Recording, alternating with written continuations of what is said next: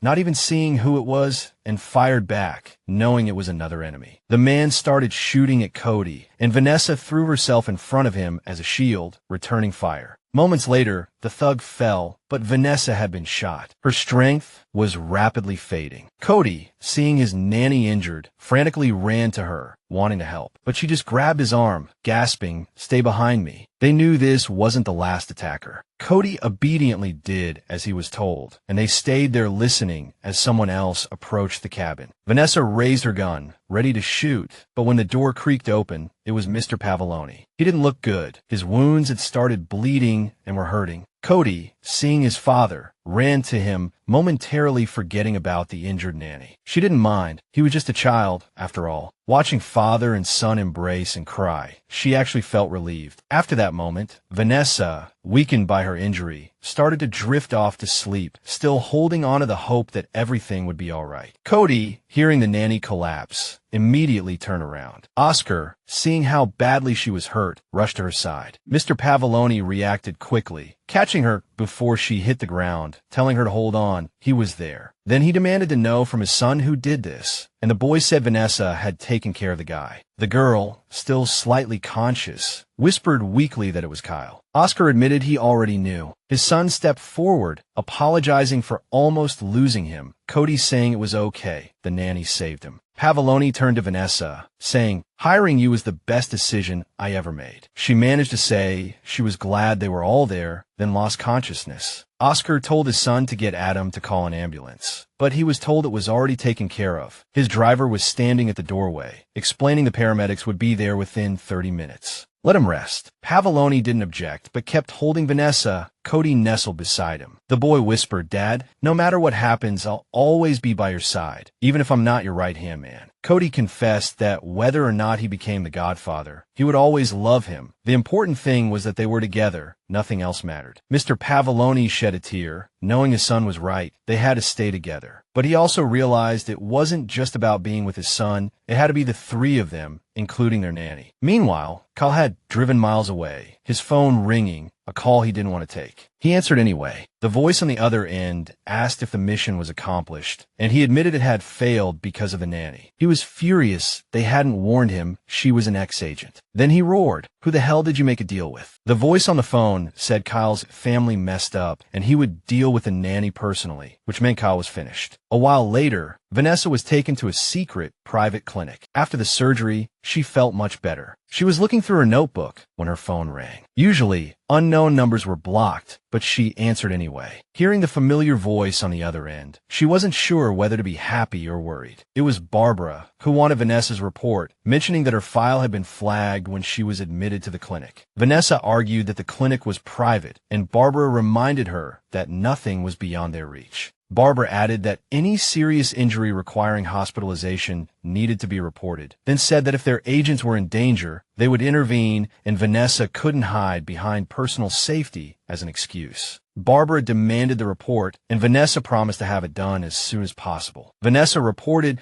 that a member of the Pavoloni family had betrayed Oscar, colluding with the French mafia, hoping to take his place. When this person discovered Vanessa had hidden Cody, he tracked them to their safe house and sent 2 hitmen after the person she was charged to protect. She neutralized them, but took a bullet to the abdomen, though the doctors said she would make a full recovery. The director then realized the man was still at large and declared he needed to be dealt with. Barbara admitted she wasn't speaking to Vanessa as her superior now and added that she was in too deep. Vanessa didn't argue but promised to give it her all. She knew she was exactly what the family needed right now and believed she could make a difference. She said the family was rotten to the core. The client claimed his wife was dead, but they only had a missing person report from over a year ago. Vanessa knew they had been fighting over their son's place in the family. She also discovered the godfather and his nephew loathed each other. The nephew was supposed to elevate Chicago's standing, but had made things worse. The man knew the rules, but somehow made rookie mistakes. His true motives remained a mystery. All of this made her job of protecting little Cody even more difficult. She knew it had to be her because only Vanessa truly cared about the boy's safety. Barbara understood her student's feelings, but reminded her not to forget her own life was also in danger,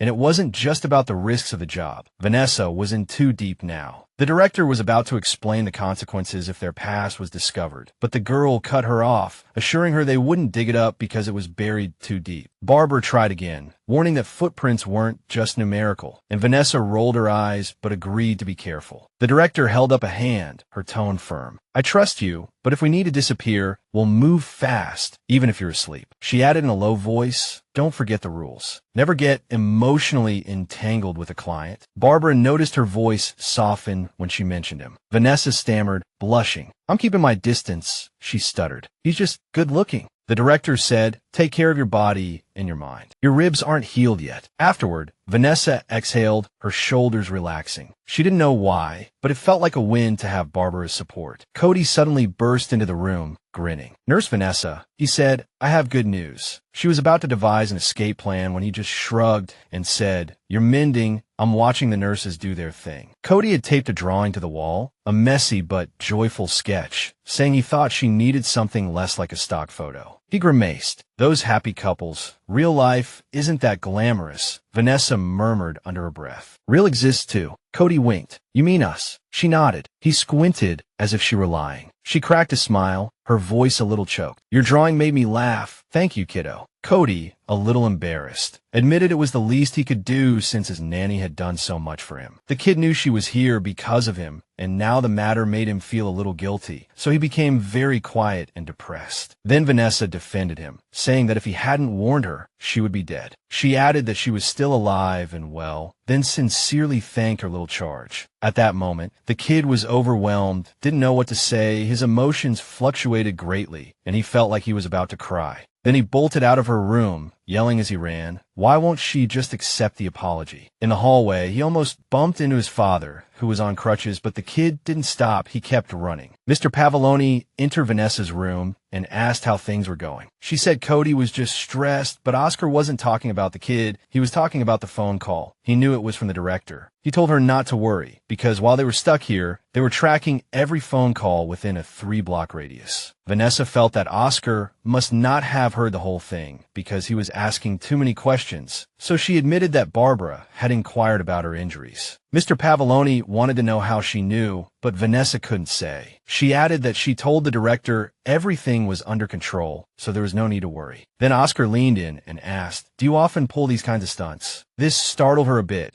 but then she realized the two little devils were trying to trip her up, so she declared, "I'm telling the goddamn truth." Mr. Pavoloni clarified that nothing was under control, and she was dead wrong if she thought so. Then he explained that once a person starts thinking like that, it means they've already lost. Vanessa was confused again. She hadn't expected to hear that from him. Then she leaned in and whispered, "Where do we stand?" Afterward, Mr. Pavoloni announced with a hint of excitement that they were still one step ahead. Then he got up and headed for the door, Vanessa finding herself wanting to talk to him more. Before leaving, Oscar turned and added, "Now we get creative." She understood he meant a creative breakthrough, and the idea sounded pretty good right now. At that moment, they both felt like they could do anything. When Vanessa was alone, she decided to check her notebook again, knowing it was time to play by her rules. A while later, Oscar returned to the hotel, and Nick explained that they hadn't found any structural damage to the foundation. The police were also questioning the manager, who assured them he hadn't seen what happened. The security footage was also gone. The explosion had short-circuited the wires, wiping everything. The police knew they wouldn't get any information this way, and even felt a little frustrated. Then he suddenly noticed another newcomer, thinking this person might know something. The policeman immediately walked towards Mr. Pavoloni and asked him to take a few minutes to answer some questions. First, he confirmed that this man was indeed Oscar Pavoloni, which the other man confirmed without hesitation. Then reminded he was a hotel guest. The policeman implied the attack was targeted at him, but he said he didn't know. The man in uniform interpreted his answer as knowing nothing about the tragedy. Oscar added that he didn't know if a mafia shootout could be called a tragedy, which confused the policeman a little. Then Mr. Pavoloni claimed he wasn't in town at the time, which the policeman believed but admitted he would verify.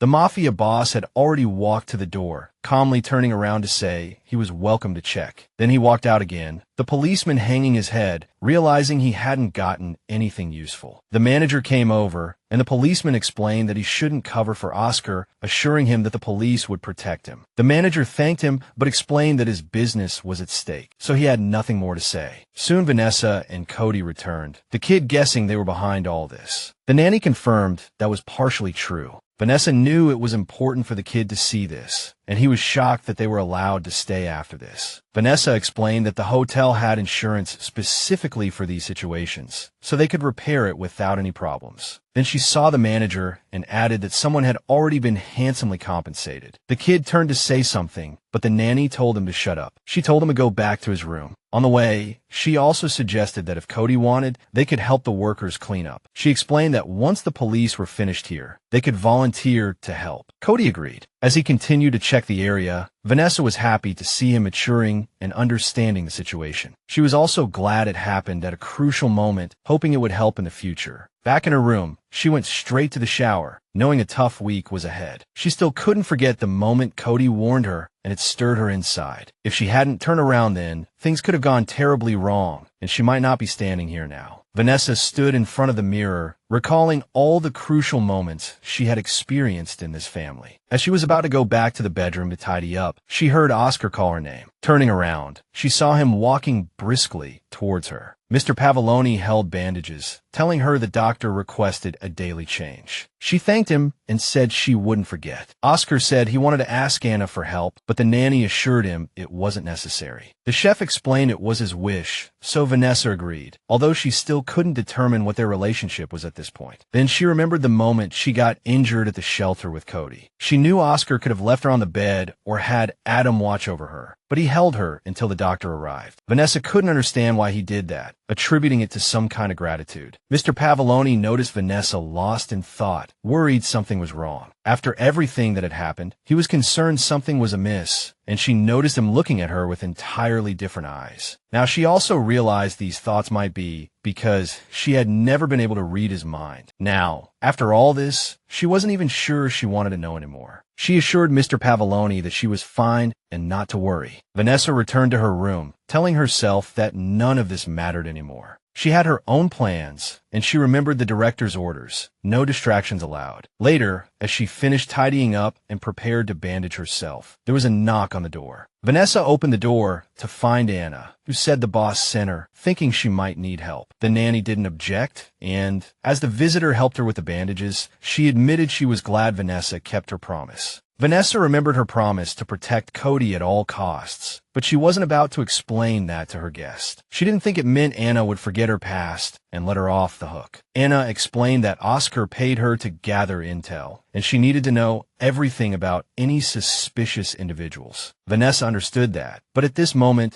she wanted a straight answer from this enforcer. So she bluntly stated the nanny wasn't even close to the top of that list, then headed for the door. Before leaving, Anna made it clear that tracking down Kyle and making him pay for what he did was the priority. Vanessa knew she had to act, especially since that jerk had targeted her. She'd been on this longer, and the search had already given her some leads. Meanwhile, Don Johnny called, saying he didn't care about the mess. He just wanted to know who else was involved. He knew Kyle had the guts to be a cocky traitor, but not the brains to act alone. His nephew had been helpful, though, so Johnny demanded to be informed if anything came up. He didn't want a guy succeeding just before the finish line. As he spoke, he placed the skull with the small bone on a plate. Johnny's call was to Mrs. Kenneth, who confirmed receiving the photos. She now had another important task to handle, promised to get it done, and said goodbye. A while later, Vanessa waited for Cody to get ready, telling him to wear whatever. It didn't matter if it got dirty. Cody still put on his full outfit, assuring her that even if it got stained, their laundry team could handle it. Before leaving, they went to see Mr. Pavoloni, and the girl promised to be back before lunch. Then she approached Oscar and handed him a folded piece of paper, saying it would come in handy. She also told him to call her if he needed anything, then headed for the door. Mr. Pavoloni, realizing the nanny had given him something important, immediately started checking the paper. It turned out to be Kyle's coordinates from about an hour ago. Nick immediately admitted the situation looked bad. He also said asking Vanessa for help was a smart move, but Oscar was a bit confused. Oscar told his partner he hadn't asked her directly, but was pleasantly surprised by the outcome. Nick figured she was making a statement this way, and now it seemed she had finally chosen a side. If Kyle was in Springfield, he was seeking the Mafia's protection, and if he was on their side, it made sense. Nick suggested an offensive move, but Mr. Pavoloni vetoed the proposal, arranging a meeting instead. Oscar knew he had an important conversation to have with Mrs. Collette and was ready to settle this as soon as possible. Meanwhile, Cody and the nanny were cleaning up, and the boy was in disbelief at the mess. Then he saw the shattered flower pot. Who would shoot at something like that? Vanessa rolled her eyes at his sudden show of concern and reached for the next piece of debris, but the officer got there first, pretending to help, though she knew he wasn't there for that. The officer said he had a few questions. Vanessa thought the investigation was over, and he explained that the scene was no longer a crime scene, but the case was still open. Then he asked if she worked there, and she said she was just a guest. He realized she was just helping out, and Vanessa added that the sooner it was cleaned up, the sooner things could get back to normal. The officer suddenly said that staying at the hotel didn't quite fit the definition of normal, hoping to fish for information from her. Cody walked over, curious why his nanny was talking to a cop, and she told the boy to lose the attitude. The officer noticed the boy was in her care, and she immediately refused to answer any of his questions. Cody muttered that his nanny didn't owe him any explanations either, putting on a fierce expression for added effect. The officer noticed the boy's suspicious attitude, but Vanessa brushed it all off, saying he was just a kid throwing a tantrum. She pulled the boy along, insisting it was nap time, hoping to calm him down. Cody pulled his hand free, and she thought he would run, but unexpectedly, the boy stopped. He turned and apologized to the officer like a child who had been scolded, though the act only lasted a second. Vanessa dragged the boy away anyway, apologizing to the officer again on their way. The officer noticed she was hiding an injury and that the boy looked ready to kick him. He made a quick sketch in his notebook, thinking the pair might be connected to the case. A while later, Mr. Pavoloni met with Mrs. Cole, raising an eyebrow when he saw she came alone. He also noticed a figure hiding in the bushes, guessing it was her man providing covert protection. The Frenchwoman maintained a calm facade, saying she came Oscar's way. She glanced at Adam, who was pretending to be a passerby eating ice cream on a bench. Despite this, she told Mr. Pavoloni to get to the point and declared she wouldn't let him have Chicago. He knew it wasn't her decision to make, but he was surprised she hadn't been run out yet. Springfield had had enough of her. The lady said this meeting was important, then asked why he didn't kill her when he had the chance. She felt she should be more lenient with him. Oscar said something stopped him, reminding her that she had a child. The Frenchwoman immediately shrieked a warning not to threaten her, making it clear she would stop him before he could touch her. Oscar said her having a child meant she couldn't just go after his. Mrs. Cole feigned confusion, insisting his child wasn't even in the building at the time. Then Pavoloni revealed that only Kyle could have told her about the bomb and where it was planted. The traitor also said Oscar dined with his son there every night at 6. Mrs. Cole cursed the informant, saying Pavoloni should have been there with his men. Her voice trembled as she explained she would never use his child against him, and Oscar already knew that. Then he said Cody was fine because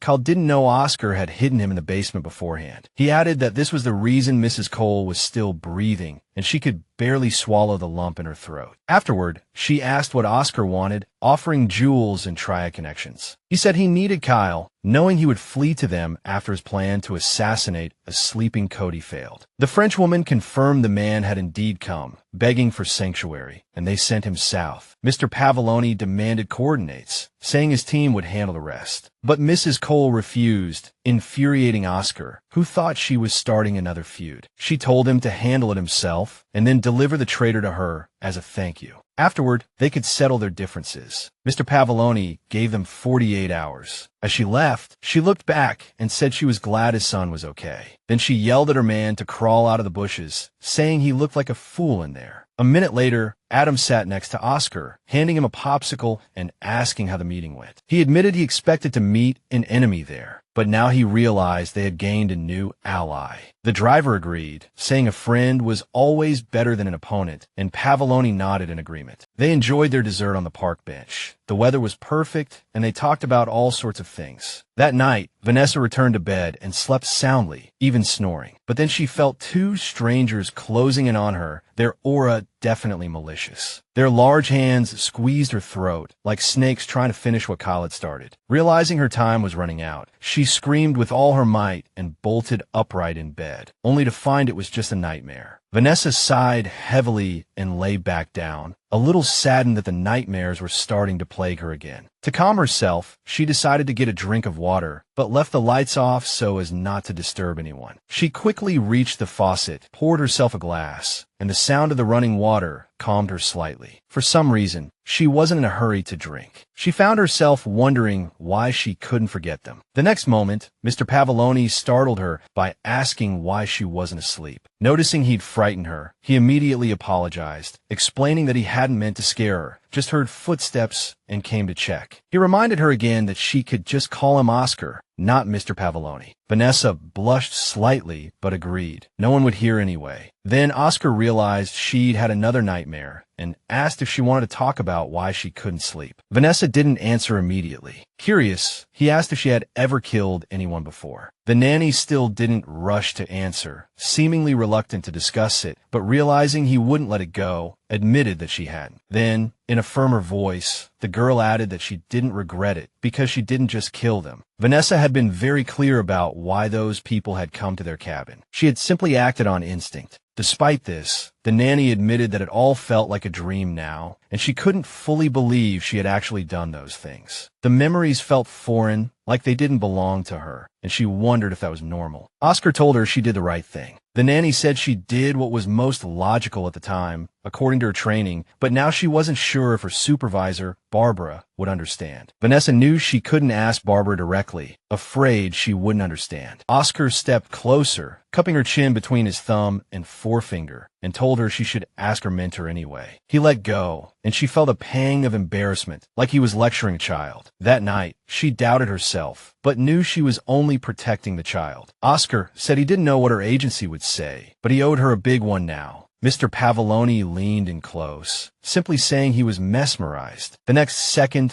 silence fell between them, only the city lights casting their shadows. Vanessa saw Oscar move closer and didn't pull away, but the next second they heard a scream. They both knew it was Cody, aware they weren't the only ones awake that night. Pavoloni and Vanessa went to check on the child, guessing he was having another nightmare. As soon as the door opened, Cody rushed to him, screaming that the men were back, and his father tried to soothe him. Oscar told the child it was just a dream and everything was all right now, but the boy kept crying. While he comforted his son, Vanessa quickly made some hot chocolate, adding milk. She hadn't forgotten Mr. Pavoloni. He thanked her for her thoughtfulness, and she said she was happy to help. They stayed in Cody's room a while longer, Oscar holding his son until he fell asleep again. The next morning, they were all at the kitchen table, discussing who would get up and leave first. Anna speculated about what would happen if the mob caught up with them, and Vanessa suggested making another batch. Mr. Pavoloni's assistant noticed he was completely distracted. Nick admitted Oscar had nothing to complain about. Whatever the nanny was making for Cody smelled divine. Then, he walked over to the child and asked what they were doing. Cody said they were making cookies, and when Nick reached for the cookie sheet to help, he got his hand swatted with a wooden spoon. Cody told the dumbfounded man that these were for Clark, the cookies being part of their reconciliation agreement. Back at the table, Nick joked that they looked like a couple, adding that it wouldn't end well. Just then, Vanessa came over with a tray, saying they had baked some more, and handed them out. Anna and Nick were both surprised, and honestly, the aroma was irresistible. They each immediately took a cookie.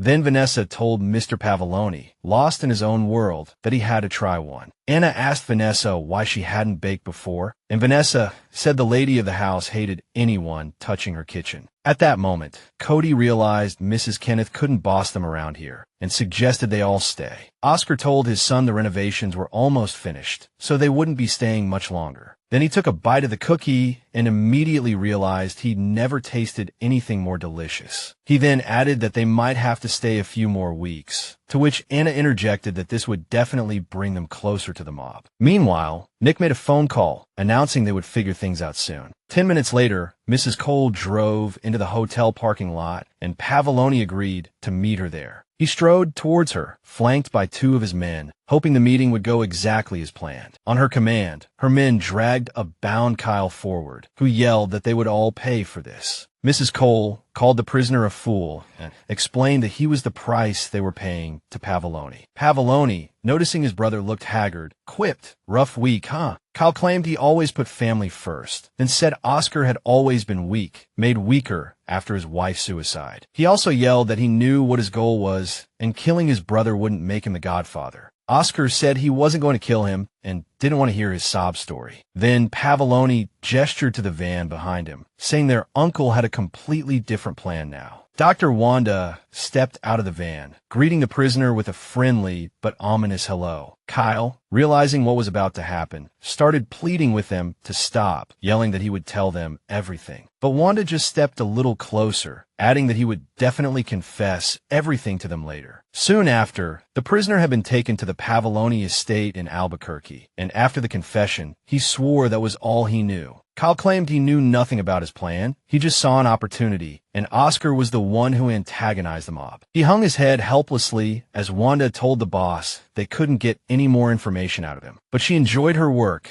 calling in the cleanup crew before preparing for the next stage. Johnny, however, told her to keep the prisoner for now, saying he might still be useful. The Godfather now knew Cody wasn't the only target and couldn't believe the man had actually crossed the line. He also admitted it almost shocked him. When Wanda suggested they file a report, Johnny agreed, but not to mention this incident. Because it concerned his son, Oscar's judgment was already compromised. He told the doctor not to let Oscar know until they were done with this, saying he already had enough on his plate. Meanwhile, Mr. Pavoloni was sneaking into a room, trying to be quiet and unnoticed. There was a box of cookies on the table that he liked very much and wanted to take a few, but just as he was about to reach for the box, a scream made him freeze. Vanessa and his son rushed in, Cody starting to yell that the box was for Clark. Dad explained that he thought those were just leftovers, remembering Adam had taken a couple earlier. He immediately shielded the box, claiming there couldn't be any leftovers because they were fresh. Then he pointed out that he had put a lot of effort into the box and the beautiful bow to make his friend like it. He grabbed the package, telling Vanessa they had to get it to Clark before there was nothing left to give. The nanny also told Oscar they had sent out invitations, choosing 3 neutral locations for the boys to meet. Now, they were waiting for a reply, and Cody was worried about security. His dad assured him that everything was arranged. The child didn't understand why there was no reply yet, but Vanessa said they would show up soon and suggested going to the roof. She reminded him that he was going swimming today, and Cody was excited about it, as it was one of his favorite things. As they were leaving, Mr. Pavoloni suddenly blocked their way. Want to join them. The child was a little surprised, thinking his dad was busy, but Dad said he wanted to jump in too. He quickly changed, and they all headed towards the pool, Cody urging them to hurry. First, he challenged his dad to catch the ball and throw it back, asking him to play along. Vanessa tried to catch the ball behind Oscar, but he intercepted it and threw it back to Cody. She glanced at his fit figure again, silently praying that the agency could help her. The next second, she subconsciously caught the ball, and Cody yelled at her not to just stand there. She immediately kicked it, and the float flew across the pool towards the child. The child was having fun playing this new game with his dad, and the nanny thought it was strange to see him like this. She noticed Mr. Pavoloni laughing and playing like an ordinary person, with no trace of him being a mobster. Then she realized she wasn't thinking what she should be thinking, realizing Oscar was just a normal person. She was sure of it now, remembering the moment he held his son tight and cried. Nevertheless, Vanessa didn't forget that, no matter what, Mr. Pavoloni and the others were from a different world. Oscar noticed the nanny was distracted, thinking she had decided to give up, so he said to the child, "Let's tease your dad." This idea immediately lit up Cody's face. She hoisted him onto her shoulders and shouted, "Mom's got the ball, Dad's out." As he begged her to put him down, they heard a voice say, "That's not fair," and turned to see Adam striding towards them. He admitted straight away, "I brought snacks," pulling out several boxes of ice cream. Everyone agreed to take a break, sitting by the pool and enjoying the cool dessert. At this moment, Vanessa felt very peaceful, the pain she had experienced fading into the background. She watched Mr. Pavoloni playing with his son, glancing at her from time to time. Then Oscar suddenly leaned closer and said, "You've got something dripping on you."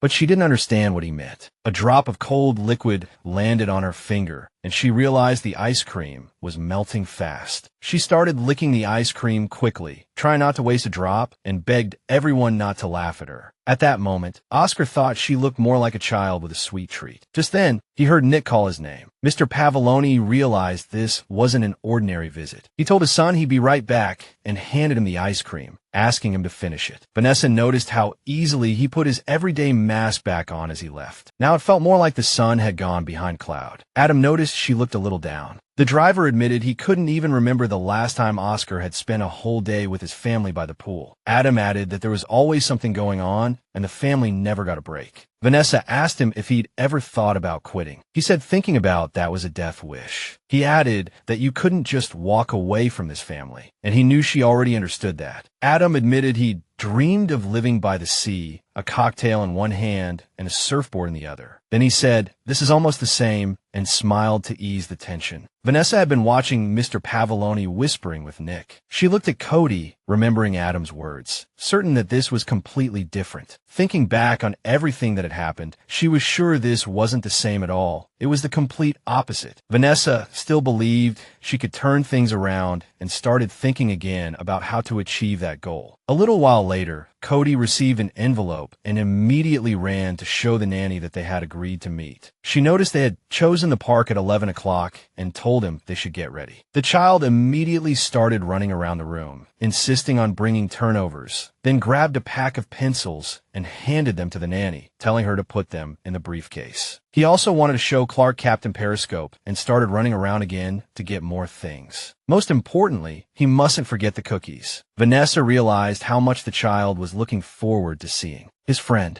Mr. Pavoloni wished them a good time. The nanny asked him why he wasn't going too. Oscar reminded them that the agreement was for only the nanny to attend and asked Vanessa to let the children have fun. Vanessa was surprised to hear that only the nanny would be present. Mr. Pavoloni added that security would be around the perimeter. Vanessa still suggested that Adam go along, but Oscar said Nick would be their bodyguard. The nanny agreed, promising to keep Cody safe, and headed for the door. A short while later, the young Pavoloni saw his friend in the distance and immediately ran towards him. Clark also saw his friend, realizing he'd missed him more than he thought, and ran too. At that moment, the two friends hugged tightly, and the nannies watched as genuine smiles bloomed on the children's faces during their long-awaited reunion. Clark immediately started apologizing for blowing up the hotel, but Cody told him not to explain, saying he didn't hold a grudge. Then his friend suggested they go look at the ducks, proposing they give them all names and establish a hierarchy. Cody also said they had baked cookies and immediately beckoned the nanny to bring the box over. The nanny did so at once, and the child presented the gift to his friend, who said the cookies looked amazing. Then he asked his nanny if he could have one. She said yes, but reminded him that it was almost lunchtime. The children grabbed the box and ran to a separate bench while the nannies watched from a distance. Clark's nanny worried they would eat all the cookies, but Vanessa reassured her that they could buy more at lunch. Then the two women chatted about how Clark got his new nanny and other things about the children. Clark's nanny also admitted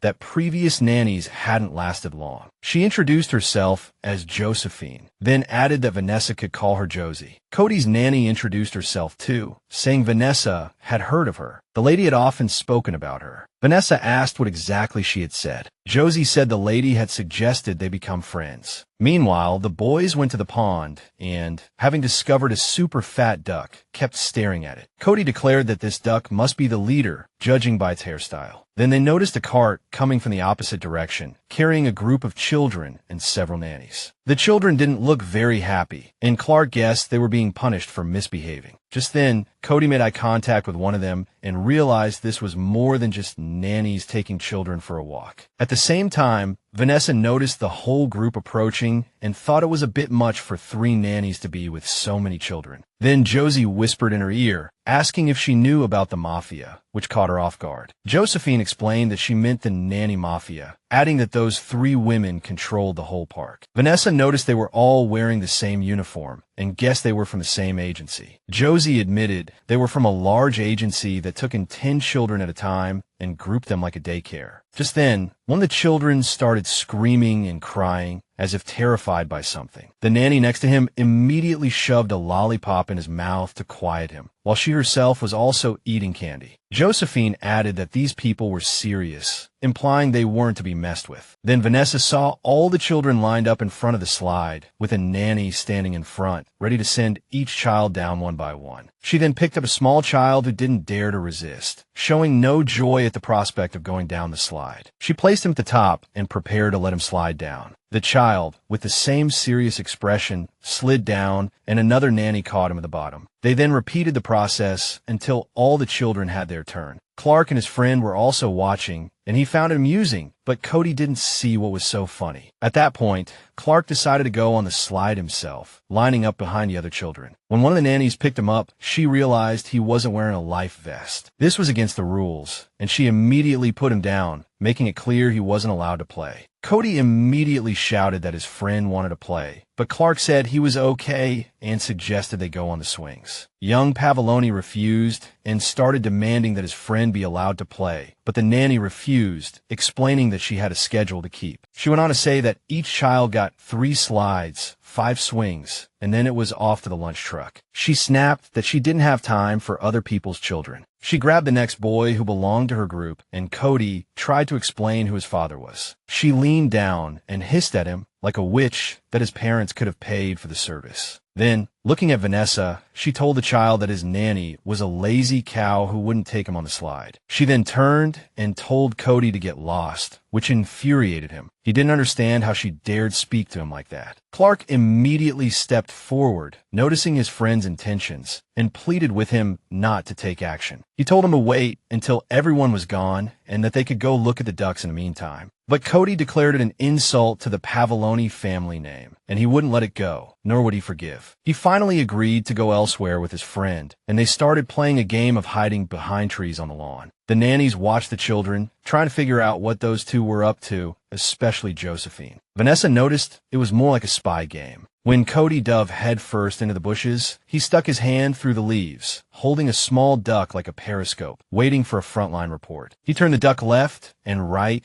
as if he were really scanning the whole area. Clark poked his head out and announced that the enemy base was unguarded. The game was on. Meanwhile, the 3 nannies were discussing whether to only give the children half a juice box to reduce bathroom breaks before bedtime. As they chatted, Cody stealthily approached the cart like a real spy. One boy, not understanding his plan, was about to call the nannies to deal with it. Cody put his hand over his mouth and held up a finger to silence him, saying he was going to free them. Clark started fiddling with the safety harnesses, finding them troublesome, while his partner encouraged him from the side. Vanessa sensed the children were planning something strange, but decided to observe first. When the boys finally undid the harnesses, the 3 strange nannies spotted them and prepared to chase them away. Cody started yelling that it was a jailbreak and then ran off, waving the harness like a rebel flag. The nannies gave chase, only to find the children they were responsible for laughing and cheering as they ran off one by one. They started taking off those life vests like they were shedding heavy shackles. Some children climbed trees, sending the nannies into a panic as they didn't know how to get them down. Others jumped into the pond with their clothes on, splashing and playing like it was a party. Cody gave orders to the children, wanted to let the nannies know who was really in charge. Someone grabbed his arm from behind, and he immediately knew he was caught. It was his nanny, Vanessa, demanding to know what chaos they had created. His friend Clark tried to save him, shouting that it was a rebellion, raising his arms like a champion. Cody kept explaining that one of the nannies had seriously damaged their reputation. Clark pointed at a woman, admitting that she had called Vanessa a lazy cow. Vanessa put him down, realizing he meant no harm. The child continued to complain that the lady had ruined their honor, so he had to rectify it and liberate the others. The same nanny came over and demanded to know what was going on and why the children were behaving that way. She yelled at Vanessa and Josie, saying they didn't deserve to be nannies if they let the children run wild like that. Josie pointed out that it wasn't the children's fault, and Vanessa said they were almost finished. She told the children to follow her, and the nanny muttered that she hoped they could control them in the future. Vanessa just smiled at her and told her not to worry, then turned back to the children. A moment later, she looked back to see chaos on the playground, with the nannies frantically trying to round up the children. She agreed with Cody on this one. Those women deserved it for the way they treated everyone, especially the children. She told the boys it was time to say goodbye, though they all hugged each other reluctantly. They hugged tightly, and Cody promised they would see each other again. Clark shrugged and said, "I'm free every day if you want." Then he apologized to Josie, hoping she wouldn't tell his mom, but she knew they were just trying to help a friend. Cody also told Vanessa he was proud of what he did and didn't regret it at all. She wasn't about to scold him either. Instead, she said he did the right thing and gave him a cookie like an award. The child asked Vanessa if she had seen the girl who jumped into the pond. He could already imagine the parents' faces when they saw their little princess soaking wet. Soon, Cody was strutting down the hotel hallway like a champion, already telling his dad they were back. Oscar asked how it went, and Cody was ready to boast about his heroic deeds. He also admitted that Clark had shown true courage today, earning the position of second in command. Then he slapped the table like a boss and declared that as long as they stuck together, they were invincible. Oscar thought he should be worried, but Vanessa waved it off as just a little playground squabble. Cody proudly set down his drink and announced that they had liberated almost a dozen children. The nanny added that no one was hurt, and Nick chimed in, happy that he'd filmed the whole thing. Next time, Cody wanted to go to an art museum so he could better explain perspective to Clark. Then he started recounting other things he wanted to do with his friend, and Mr. Pavoloni listened attentively to his son. As he was immersed in the story, a call came in. He took out his phone, knowing it might be something important. He saw it was his mother and stepped aside, admitting it was a big surprise. She explained that after his recent call, Anna had left in a hurry, and now she just wanted to make sure he was all right. Mr. Pavoloni was a little surprised that she had visited his mother, but he said it was very thoughtful of her. But his mother told him not to change the subject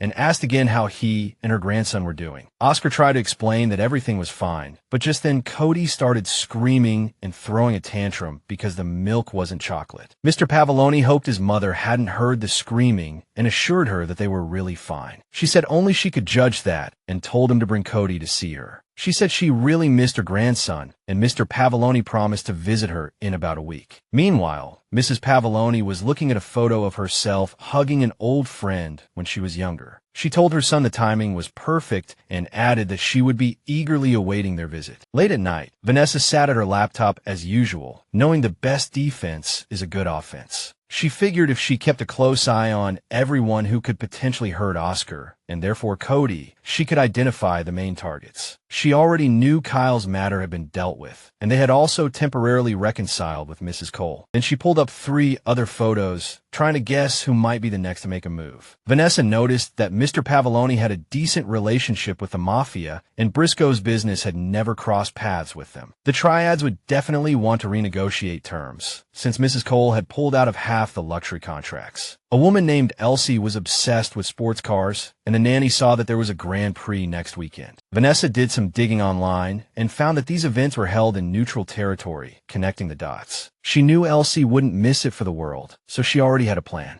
In the morning, Anna told Nick she knew someone who could get them club tickets, but he reminded her that security was tight. Vanessa placed a folder on the table and said this would help, then stepped back to let them take the lead. She started snacking, pretending to just be hungry, but actually trying to eavesdrop on some useful information. Suddenly, Mr. Pavoloni announced that Nick would be joining them for their walk today. Anna was confused. Weren't they going to the zoo? He admitted that all the animals loved him. Vanessa guessed that Adam had suddenly fallen ill. Anna deadpanned that the driver just wanted to relive his past life. Then she hinted that if Nick got too annoying, they could throw him in the big cat cage, which irritated him quite a bit at the time. Just then, Cody started calling for Vanessa to help him pick out a tie, and she immediately went over. As she headed for the door, Anna decided to check the contents of the folder the nanny had brought. She discovered a map and couldn't hide her surprise. It was a floor plan of the club's terrace. There were camera locations, security deployments, and even a VIP guest list, all clearly marked. Anna couldn't figure out how the girl knew they were planning to meet there and suspected she was watching them. Nick added that they were too predictable for her. Oscar thought Vanessa was getting more serious now. Just then, Cody and the nanny appeared, and the child explained that she needed to think carefully about what she wanted. When they went to the zoo, Vanessa suggested seeing the giraffes, but Cody didn't think it was urgent. Nick teased him again about hating animals, and Cody retorted that if people really loved animals, they wouldn't keep them in cages. The bodyguard told Cody that most animals are born in cages, so they can't survive in the wild. The child thoughtfully said that it wasn't right to keep a creature locked up forever if it had been raised in captivity. Nick and Vanessa exchanged glances, wondering where Cody had picked up such an idea, but they didn't say anything more. Then the girl mentioned a nearby lake and suggested taking Cody to feed the ducks. Cody got excited and declared that ducks were better than all the animals he had seen so far. They decided to take a boat so that little Pavoloni could get a better look at the birds. Cody saw a colorful duck and started urging Nick to row faster, hoping to catch it. Nick rowed frantically, and Vanessa told the child not to disturb the ducks. But he wouldn't listen. Just then, a ray of sunlight caught Vanessa's eye, and she squinted, trying to see what it was. Then she noticed occasional flashes of light from the opposite bank, like reflections from a mirror. She realized it wasn't some child playing around. It looked more like a camera. Now Vanessa was trying to figure out if the person was taking pictures of the ducks or of them. She looked at Nick and saw from his expression that he, too, sensed something was off about the photographer. Pretending to be worried about the time, Vanessa told Cody it was time to go back. She also suggested he take some pictures of the ducks so he could practice drawing them later. Cody agreed, and the nanny started taking pictures of the ducks, inadvertently capturing the location of the mysterious photographer. Later, Nick had the photos developed and gave them to Oscar, explaining that although the person's face wasn't clear, their equipment looked professional. And it was suspicious that he was taking pictures of the ducks against the light, if he really just wanted pictures of ducks. Anna admitted she didn't like the situation, the surveillance of Cody immediately after the attack. Just then, Mr. Pavoloni announced he was taking him to Milwaukee, but Anna wasn't sure if that was wise. Oscar confirmed that Mrs. Pavoloni would also be there, and she wanted to invite her and her son. Vanessa would look after the children. Nick immediately reminded Mr. Pavoloni that he wanted to keep Cody away from all this, but he retorted that he had already made his decision. He didn't argue with his boss, just said he was stating an observation, hoping to calm things down. Oscar just roared at Nick to focus his observations on whoever was following his son and stormed off. Passing his son's bedroom, he heard the child arguing with Vanessa that the duck was definitely male. The child also said she didn't understand ducks. When she noticed Mr. Pavoloni enter the room, Vanessa walked towards him, and he explained that she needed to prepare for a long trip, starting in Milwaukee. Then he leaned in and whispered that she would be going to Verona next. Meanwhile, the investigating police officer was studying the photos of Cody taken from across the river. He knew the child must be the heir, and the head of security was his bodyguard. The officer thought all the gangsters had gone to deal with those thugs, but he realized these people weren't going anywhere. Then he thought about how firmly the mob controlled the city. He was flipping through his notebook when he suddenly heard the chief shouting behind him, startling him and causing him to drop the notebook. The chief yelled at him, asking if he had finished the statistical report. He admitted he hadn't because he had been investigating another case. The chief leaned over his desk and roared that the case was closed, demanding he remember that. Then, as he left, he told him to give it up, implying it would be better for him. He also said that since the officer had a talent for drawing, he shouldn't be a policeman. But the man couldn't do that, especially after what those people had done. He was determined to finish the investigation. The next day, Vanessa checked the list again, making sure she hadn't forgotten anything, especially snacks and clothes. Cody reminded everyone not to forget their pencils and sketchbooks. The nanny said she had already packed pencils and colored pencils, after which the child calmed down and announced they were ready to go. Then Adam asked if Captain Bouncy, the toy duck, was coming too, adding that he had packed cute little blankets for everyone. Cody tried to tell him that Captain Bouncy didn't need a blanket, but he just shrugged and didn't argue. Vanessa immediately said she wouldn't mind napping on the way, but the little boy clarified that she had to be busy playing with him. She retorted that since the journey was so long, she still wanted to sleep, and Cody threatened to poke her awake with his finger. Mrs. Kenneth came over and told Oscar she had prepared the lunch basket, then asked if they needed anything else. Mr. Pavoloni said it was enough, as they would be back in a week, and she waved goodbye, wishing them a safe trip. When everyone was in the car, Vanessa noticed the grandmother was on the phone again. A short while later, Cody started fidgeting in his seat, demanding to have the window down and wanted to stop at a rest area for lunch. Then he begged his dad to let him and Adam sit in the front, but was refused and tried to switch places with the nanny. The little boy claimed he just wanted to look out the window, and Vanessa pictured the whole scene in her mind. Mr. Pavoloni wouldn't let his son do it, so the little boy fussed even more, not understanding why not. Then he said he was bored, and the nanny suggested he draw, but he wondered why they weren't taking the train. Adam thought he was trying to get him fired, but the little boy explained that he could drive them around town. Oscar realized Adam thought it sounded far-fetched, then reminded him that he wouldn't be with them this weekend. Vanessa, hearing this, didn't understand what it meant, only later realizing they had other arrangements. Adam assured them the time would pass quickly, and they wouldn't even miss him. Later that day, they arrived in Milwaukee and went straight to the docks, where Oscar was to meet Mrs. Cole. He asked Vanessa if she could handle the job of looking after and protecting the children, and she said it was no problem. Just then, Cody spotted Clark in the distance and got excited, finally able to spend time with his good friend. Vanessa noticed her boss was still nervous and reassured him again that everything would be all right. Mrs. Cole joined them, ready for the yacht trip. She raised an eyebrow and asked if they had actually managed to leave. Then, looking sideways at Oscar's attire, said he was wearing too much for this kind of weather. Mr. Pavoloni said he burned easily in the sun. Vanessa remembered him always sunbathing by the pool, and now he was lying. Then she saw Josephine and immediately asked if she was all right, as she looked a little off. Josephine said she was seasick. Vanessa raised an eyebrow. They hadn't even left the dock yet. She told her colleague to sit down and rest, then noticed the boys were leaning over the railing. At that moment, she immediately jumped over and told Cody to get away from the edge. He retorted that he was a good swimmer. Vanessa pointed out that he could hit his head if he fell in, at which point she noticed Clark was already swinging on a rope. She wanted to get them away from anything dangerous and offered to take them to see the captain's cabin, but they insisted on climbing the mast. Seeing how wild the boys were, Mrs. Cole began to doubt whether Vanessa could handle them. Oscar nonchalantly said she could handle anything, but the French woman interrupted him, reminding him that people would talk. She pointed out that he was trying to act cool in front of his staff, warning that others might use her against him. She gave him a sharp look, letting him know that soon he would be under pressure. Oscar took it to mean she thought his nanny was a threat to their alliance. The French woman simply said that everyone has a greatest weakness, looking pointedly at the children. She added that Mr. Pavoloni couldn't afford another one. Oscar paused, then insisted she had it wrong.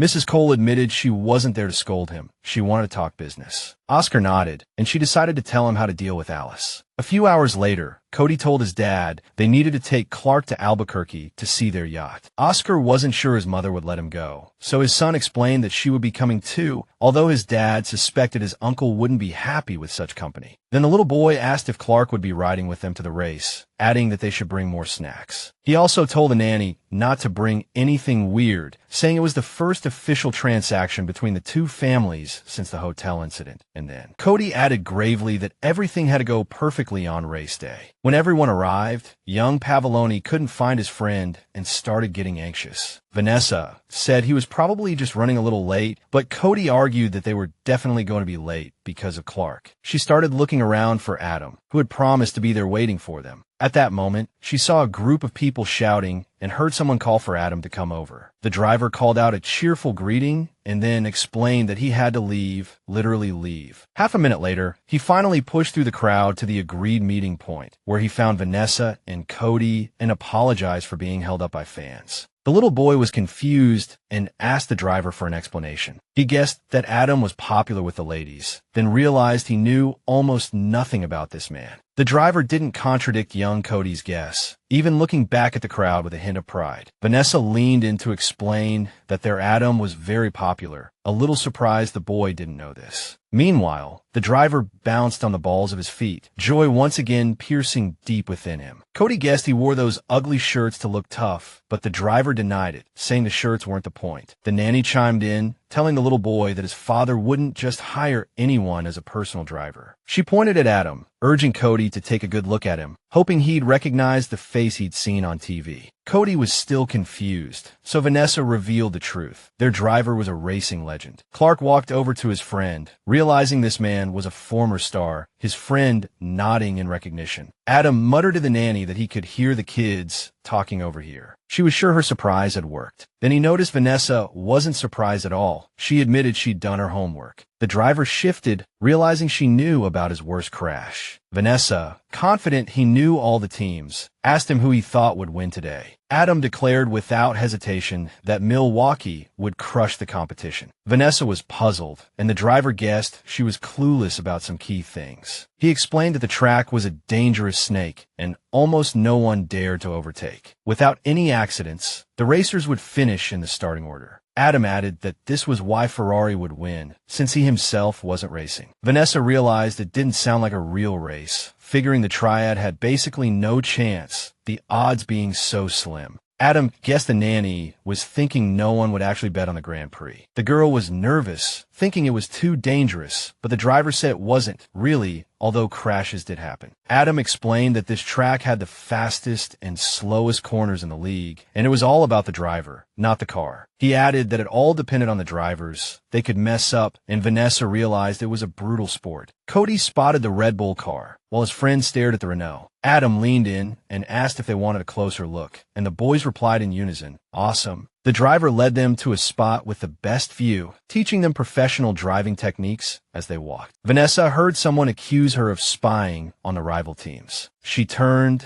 and, seeing the racer, heard him say that if he guessed correctly, they'd sent their prettiest spy. Vanessa, with a coy look, said she didn't even know his team and wished he'd go away. The handsome man, realizing he'd been rejected, declared his heart was utterly broken. He added that they were definitely going to lose tonight, and Vanessa thought to herself that she should have placed a bet. The racer decided to try again, hinting at a party that night. Vanessa feigned innocence, saying she already had plans for the evening. She turned and walked in the other direction, the guy finally understanding he had no chance with this beauty. Adam noticed a racer hitting on their nanny, telling her the guy was a favorite to win, but the girl didn't seem to care. Then Vanessa turned to the boys, letting them know it was time to head to their box. The race was about to start. Meanwhile, Mr. Pavoloni and Mrs. Cole met Alice at a bistro on the balcony of a local restaurant. The Frenchwoman announced she would send the revised contract and details next week. Alice had no objections, then added that she had one small request. Oscar leaned in curiously, asking what it was. She reminded them that the summer ball was coming up. Mr. Pavoloni dismissively said he already knew, so Alice leaned closer and said she needed a date. He explained he already had one, but she cut him off, making it clear she wasn't asking for permission. There was no room for refusal. She was sure Pavoloni would receive his own invitation this year, but for now, she wanted to hire a woman to accompany him. Then Alice specified that she wanted the one Oscar had brought to Mrs. Cole's party. Pavoloni assumed she meant the nanny, but she clarified that she wanted the name of the agency the nanny belonged to. Oscar argued that Vanessa wasn't from an agency, guessing she also wanted information. Alice bluntly said she didn't believe he'd just picked up such a gem on the street. He repeated that Vanessa wasn't from an agency, she just did odd jobs, mainly looking after his kids. At that moment, Alice realized with shock that the girl really was a nanny. She had thought it was just a rumor. Then she added that even though she didn't have children, she wouldn't hesitate to hire the nanny. Alice also declared that Oscar would take the girl to the summer ball anyway, but he clarified that Anna was his date. The girl gave him a small smile and said, "I have a small request." She asked Mr. Pavoloni to take Vanessa to the ball, and she would sign all the contracts. Mrs. Cole didn't understand why it was so important who Oscar took to the ball. Meanwhile, Mr. Pavoloni remembered the French woman's warning. He had a weakness, and he couldn't afford another one. He declared that he didn't care at all, and Alice happily said she couldn't wait for the ball. Her expression turned serious when she noticed a group of people walking towards them. The others turned around as well and saw Vanessa and Adam walking over with the two children. Each child started telling their parents about the race, insisting that Ferrari would win.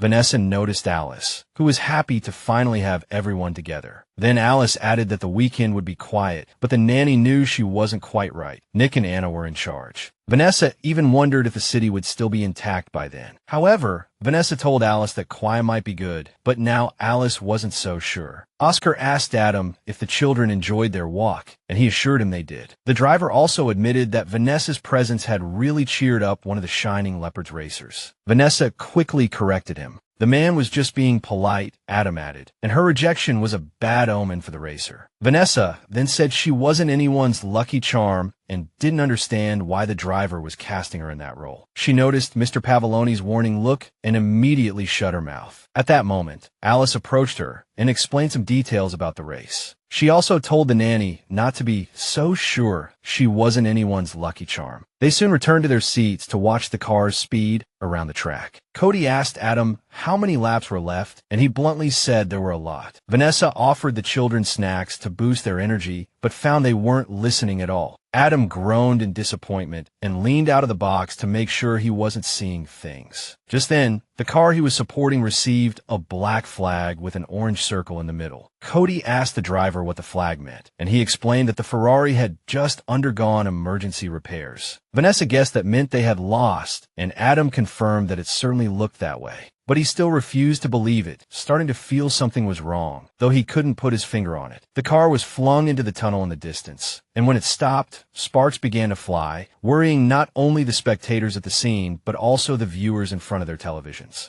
Vanessa remembered that this was the very car of the man who had asked her to be his lucky charm. Alice started asking if anyone had seen what caused the accident, and Mrs. Cole explained that the car had suddenly veered off. Adam added that it wasn't the brakes, as the track speed wasn't high enough to cause brake failure. He guessed it might be an engine problem, perhaps the high temperature in the tunnel affecting the cooling system, but that was all speculation. The nanny thought it was an accident, and Adam started to think about the possible causes. Vanessa listened carefully, but knew he didn't quite believe the explanation himself. He had raced here many times before. The boys were also terrified. The car had almost reached the pit stop, and they couldn't believe this had happened. Clark was very worried about the driver, hoping he was okay and would get a brand new car. At that moment, Mr. Pavoloni came over and suggested they go get some ice cream, as it would take a while to clear the track. Clark asked his mother, and she agreed, just telling him not to put too many sprinkles and toppings on it. Then Mrs. Cole asked Oscar to take her son back to the hotel after their walk, and he agreed. She admitted that the sport had ruined her appetite, and Alice just smiled at this. Then she turned to the nanny and asked why she was in such a hurry to leave, saying the race was just getting interesting. Later that evening, Vanessa returned to her computer to work, trying to find some answers. She knew it wasn't her business, but for some reason, it kept bothering her. She just couldn't stop thinking about what had happened, feeling like something wasn't right, as if the crash wasn't an accident. After investigating, her intuition proved correct. Now, she had a solid clue as to what might have happened. In the surveillance footage, she discovered one of Alice's men tampering with the car. The man was wearing Ferrari engineer's clothes, and the video was taken before the race started. Vanessa guessed that the jerk might have sabotaged the vehicle. Then she remembered the list of track accidents that Adam had mentioned. She thought back to everything Alice had said, especially the parts where she talked about the race. Things were getting more complicated than she'd imagined, but the pieces were starting to come together. Still, she couldn't forget who these people really were, not even for a second. The next day, they were headed to Verona, and she explained to Cody how long the trip would take. He complained again about the slow driving. As they walked out the door, Vanessa heard a familiar voice behind her. The racer was covered in bandages, but she was relieved he wasn't more seriously injured. He immediately implied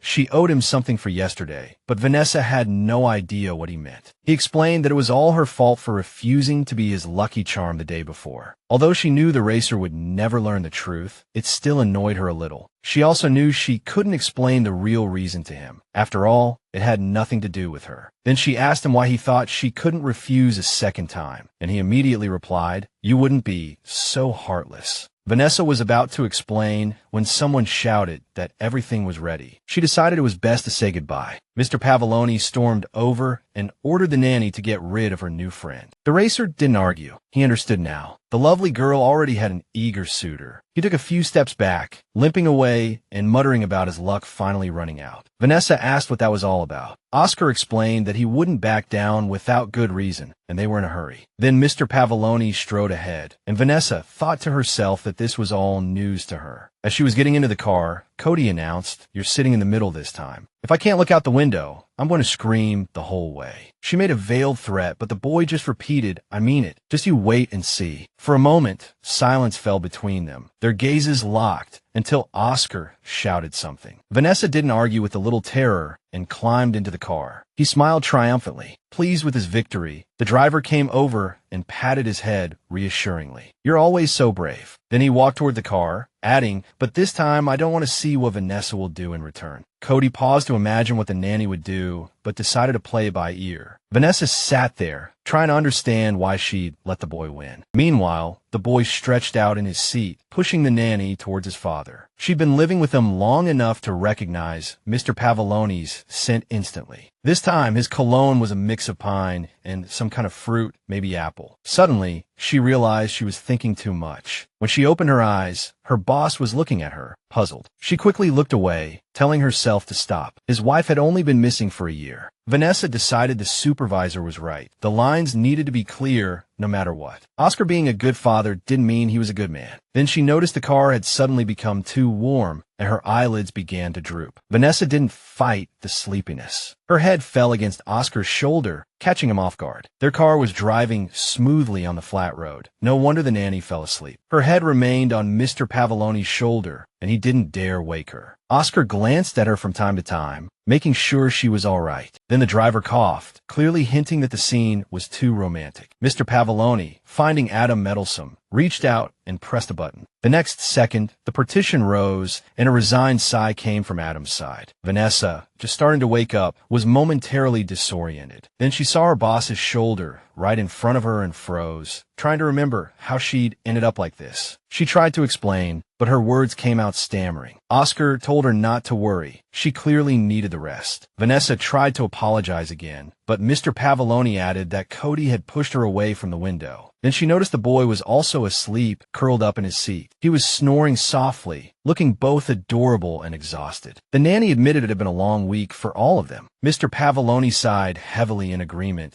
but added that the week wasn't over yet. A while later, they arrived in Verona, and the car stopped at the entrance to Mrs. Pavoloni's house. Cody woke up, realizing they had arrived, and started rubbing his eyes to chase away the sleep. Adam couldn't resist asking Vanessa if she'd slept well. She retorted that he should concentrate on the road while driving. The driver proudly declared his unparalleled focus, which infuriated the girl. She didn't argue and followed Oscar and his son into the house. Before opening the door, Mr. Pavoloni wanted to remind Vanessa about his mother. But before he could say anything, his mother opened the door and stared at them all. Oscar simply explained that they had arrived as planned, hoping his mother wouldn't start making demands. Cody excitedly called out to his grandmother, whom he had missed dearly. The hostess beamed at the boy, saying he had grown taller, and he admitted to having eaten a lot of meat lately. She confirmed that was exactly how he should be eating, then took his hand and led him inside. She told him she had something special in the backyard, and for him to go see what it was. Cody immediately ran off to see the surprise they had prepared for him. His mother then said she was glad to see her grandson looking happy and well, and Oscar assured her that everything was fine. The lady then turned her attention to Vanessa, who was standing quietly by the door, realizing she was the nanny. Vanessa confirmed that she was, and Adam, with a hint of sarcasm, wished her luck. The hostess said that Anna had already told her about Vanessa, so she knew a little about her. Vanessa suddenly panicked, unsure what Anna might have said, remembering how Anna had treated her in the past. Then Mrs. Pavoloni said she had expected someone more interesting, which made the nanny even more uncomfortable. Although she knew it wasn't entirely untrue, she asked why she seemed so ordinary in his mother's eyes. The hostess explained that she looked as naive as the others her son had hired to look after him. She added that it was best not to jump to conclusions, and Vanessa smiled her thanks. The nanny then decided to let the relatives catch up, saying she was going to check on Cody. As she walked away, she could feel Oscar and his mother watching her back, but she pretended not to notice. Then Oscar tried to greet his mother, but she got straight to the point, asking when her grandson would be returning to a real home. He said the hotel was fine, but his mother countered that it wasn't a suitable place for a child to run around. She suggested bringing the child to her, but Oscar flatly refused. After a pause, Mrs. Pavoloni relented, figuring her brother-in-law wouldn't agree either. However, she reminded him that she wasn't as agile as she used to be, which was a bit of a problem. She also pressed her son about what had happened in Chicago, specifically the hotel incident. She admitted to hearing a lot of rumors about a turf war with the local mafia. She also said she usually knew very little about their work, and Oscar didn't understand her sudden interest. He then reminded her that she had repeatedly said she never cared about such things. Mrs. Pavoloni admitted she knew her son well and now realized he must be up to something. She also admitted to truly regretting not intervening sooner. Oscar approached his mother and said he hadn't asked for her help, so she shouldn't worry about it. But she worriedly explained that she knew what Oscar wanted and what it might cost. Mr. Pavoloni didn't know what to say to his mother at the time, just sighed heavily and held his head. She said he was too young to understand, but warned that some paths, once taken, couldn't be reversed. Then she sadly added that she couldn't go with him, and it pained her. Oscar assured her there was nothing to worry about, that even if he had a plan, it would never involve her. Mrs. Pavoloni was silent for a moment, knowing she had much more to say to her son, but also knowing she couldn't change his mind. Then she hoped he would understand and forgive her, but Oscar didn't quite understand what she meant. His mother explained that she wanted to spend more time with her grandson while she still could. Afterward, Mrs. Pavoloni left, and her son sat there thinking about everything, especially his life. He knew his mother would never forgive him for this choice, but he had no other option. Then he saw the family photos and realized his mother also knew where the other path might lead. Later, they gathered for dinner, and Cody insisted his grandmother meet his friend, Clark. She was curious who he was and how they met. It turned out they took art classes together until the teacher tried to kidnap him. Vanessa felt a little uneasy. It was starting to feel like an interrogation.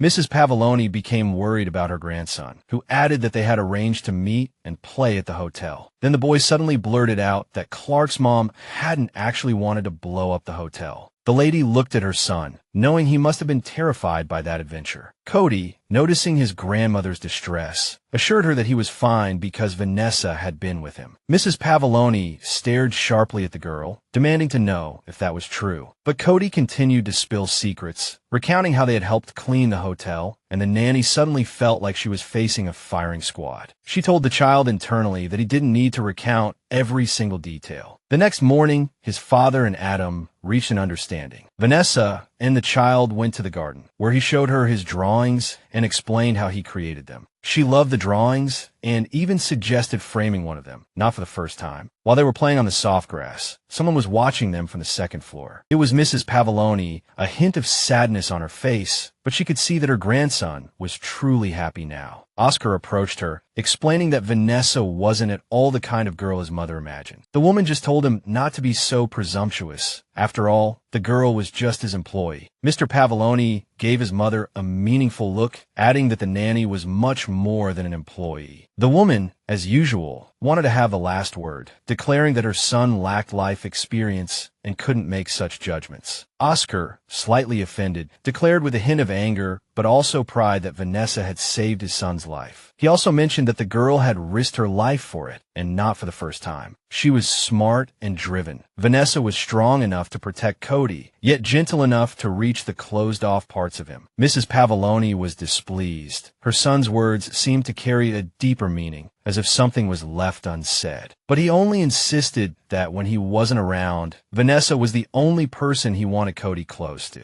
His mother reminded him that after the last time they let someone hurt them, it became difficult to fully trust anyone. Despite this, Mr. Pavoloni stood his ground, stating that if he was wrong, the nanny would have to prove it. His mother didn't want to argue anymore, only warning that if that happened, the consequences would be even more painful. The nanny asked the maid to prepare a snack basket, and the maid agreed, knowing exactly what Cody liked. As the maid left, Mrs. Pavoloni approached Vanessa, asking her to come to the drawing room before they left. Vanessa agreed. Before starting the conversation, the woman poured her a cup of tea. The nanny knew the lady was going to lay everything out for her. But unexpectedly, she admitted that Vanessa was winning over her grandson, which shocked the girl, who had expected a different opening. She admitted that she hadn't expected this either. After losing his mother, Cody hadn't let anyone close, but now she saw a promising change, which she attributed to Vanessa. It turned out she wasn't against the nanny raising him. The matron just wanted to give the girl some advice. However, she looked at Vanessa as if she was about to say something startling. She remembered the nanny getting angry at her insinuation about her lack of experience and admitted that Vanessa reminded her of a close friend. At her age, she had fallen head over heels for a dangerous but very charming man. They got married, had children, which made her incredibly happy, but eventually, trouble caught up with them. Judging by Mrs. Pavoloni's expression, she seemed to be recalling her own tragedy. She only said that danger always catches up with everyone. She admitted that her son was also a dangerous man, but when he was agitated or stressed, he could be very charming as well. Vanessa suddenly felt that Mrs. Pavoloni was hinting at something deeper, trying to explain that she didn't mean it that way, but the woman immediately retorted that from what she could see, intentions didn't matter. The nanny immediately retorted that Mr. Pavoloni was her employer, and she wouldn't allow anyone to tarnish the memory of his wife. The woman was startled by the sudden outburst, but hoped that wasn't the only reason holding Vanessa back. She meant that Vanessa didn't even know the whole story, probably thinking that Oscar was just immersed in grief. Mrs. Pavoloni found it somewhat romantic, but she made it clear that the real story was much more complicated. She admitted that the marriage was rushed, the whole idea arranged by his uncle. The woman knew that Emmeline wasn't suitable. She was too weak and naive. naive. It wasn't just her who saw it. It was obvious to everyone. The woman even sighed as she recalled this. Mrs. Pavoloni knew perfectly well that her son wouldn't like them bringing up his deceased wife. But the woman declared that she didn't need his permission, deciding to revisit the memories of her friend. She walked over to the bookshelf, took out a photograph, and suddenly memories flooded back, reminding her of those crazy, fearless years. Mrs. Pavoloni held the photo up to Vanessa, showing her how happy they were back then. The girl was struck like lightning as soon as she saw the face, because she knew the woman in the photo better than anyone. Her mother was in the photo, standing next to Mrs. Pavoloni. The nanny hadn't expected this at all. Oscar's mother had known all along. It turned out Vanessa's eyes were inherited from her. The nanny's mind went blank. Should she confess or keep lying? The woman dropped a bombshell. Barbara Strike was the smartest investment her parents ever made. Elite nannies never back down from protecting their children. Mrs. Pavoloni was sure that Barbara had saved her when she was just a baby, but she never thought the girl would eventually return to this world. Vanessa tried to argue, but Mrs. Pavoloni waved her off. I've heard worse lies. There's definitely something going on here. She also knew Vanessa wasn't aware of the truth, and now she had a chance to make a choice she couldn't take back. If the girl was willing, Mrs. Pavoloni promised, "You can come to me anytime." She vowed to tell the distraught nanny the truth. Afterwards, they packed up and started their journey home. The child fell asleep quickly, and Vanessa rested his head on her lap, lost in thought. The ladies seemed to know everything. No matter how they tried to hide her relationship with his parents, she saw right through it all with a single glance. The nanny couldn't help but wonder if the CEO knew someone from his past might remember her after all these years. Her thoughts were interrupted by Mr. Pavoloni, who had urgent matters to discuss with her. He planned to start preparations for the guest house's reconstruction as soon as they returned to Chicago. He also wanted her to take Cody to see the new place, and she promised to do her best. Vanessa turned her face away, her heart pounding, unsure if she should tell her boss the whole truth. Her boss's mother hadn't said anything to him yet, and maybe she never would. Judging by the glow radiating from Mrs. Pavoloni's face, Vanessa could sense that her mother meant everything to her, but her father didn't. Perhaps the lady wouldn't object to a Diavolo being close to her grandson. Back home that evening, Vanessa started doing the dishes to keep herself busy. She didn't even realize she'd fallen into a reverie, replaying the day's conversation, until Mr. Pavoloni found her scrubbing the same plate for a good 5 minutes. She looked at the plate, sparkling and almost blindingly clean. Her boss had a point, but she forced a smile and pretended to focus on the dishes. Oscar guessed his mother must have said something to Vanessa. Otherwise, she wouldn't be acting so strange and absent-minded. Vanessa jumped, worried he already knew everything, but asked, "Why do you think so?" Mr. Pavoloni was certain his mother's words must have struck a nerve with the nanny, but told her not to worry about it. He began to wonder if Mrs. Pavoloni had revealed something unsavory about him to Vanessa. She swore she hadn't heard anything from his mother, nothing at all, really. Oscar wasn't entirely convinced, so the nanny repeated, "Your mother just chatted with me. Nothing important." This was supposed to end the topic, but instead, Oscar grew more suspicious, his gaze sharp on the nanny. Vanessa had nothing to say, and silence hung between them for a few seconds. Finally, Oscar gave up, figuring enough crazy things had happened today. She abruptly apologized, mumbling that she didn't want to talk about it, her head bowed in apparent guilt. Oscar shrugged in understanding, and they exchanged good nights and parted ways. Vanessa returned to her room, while Oscar still couldn't shake the feeling of unease. He knew visiting his mother would be troublesome, but he didn't like this feeling. Meanwhile, Vanessa locked herself in her room, telling herself repeatedly that Oscar didn't know, because if he did, she wouldn't still be here. But the way he acted suggested he knew something, and that scared her even more.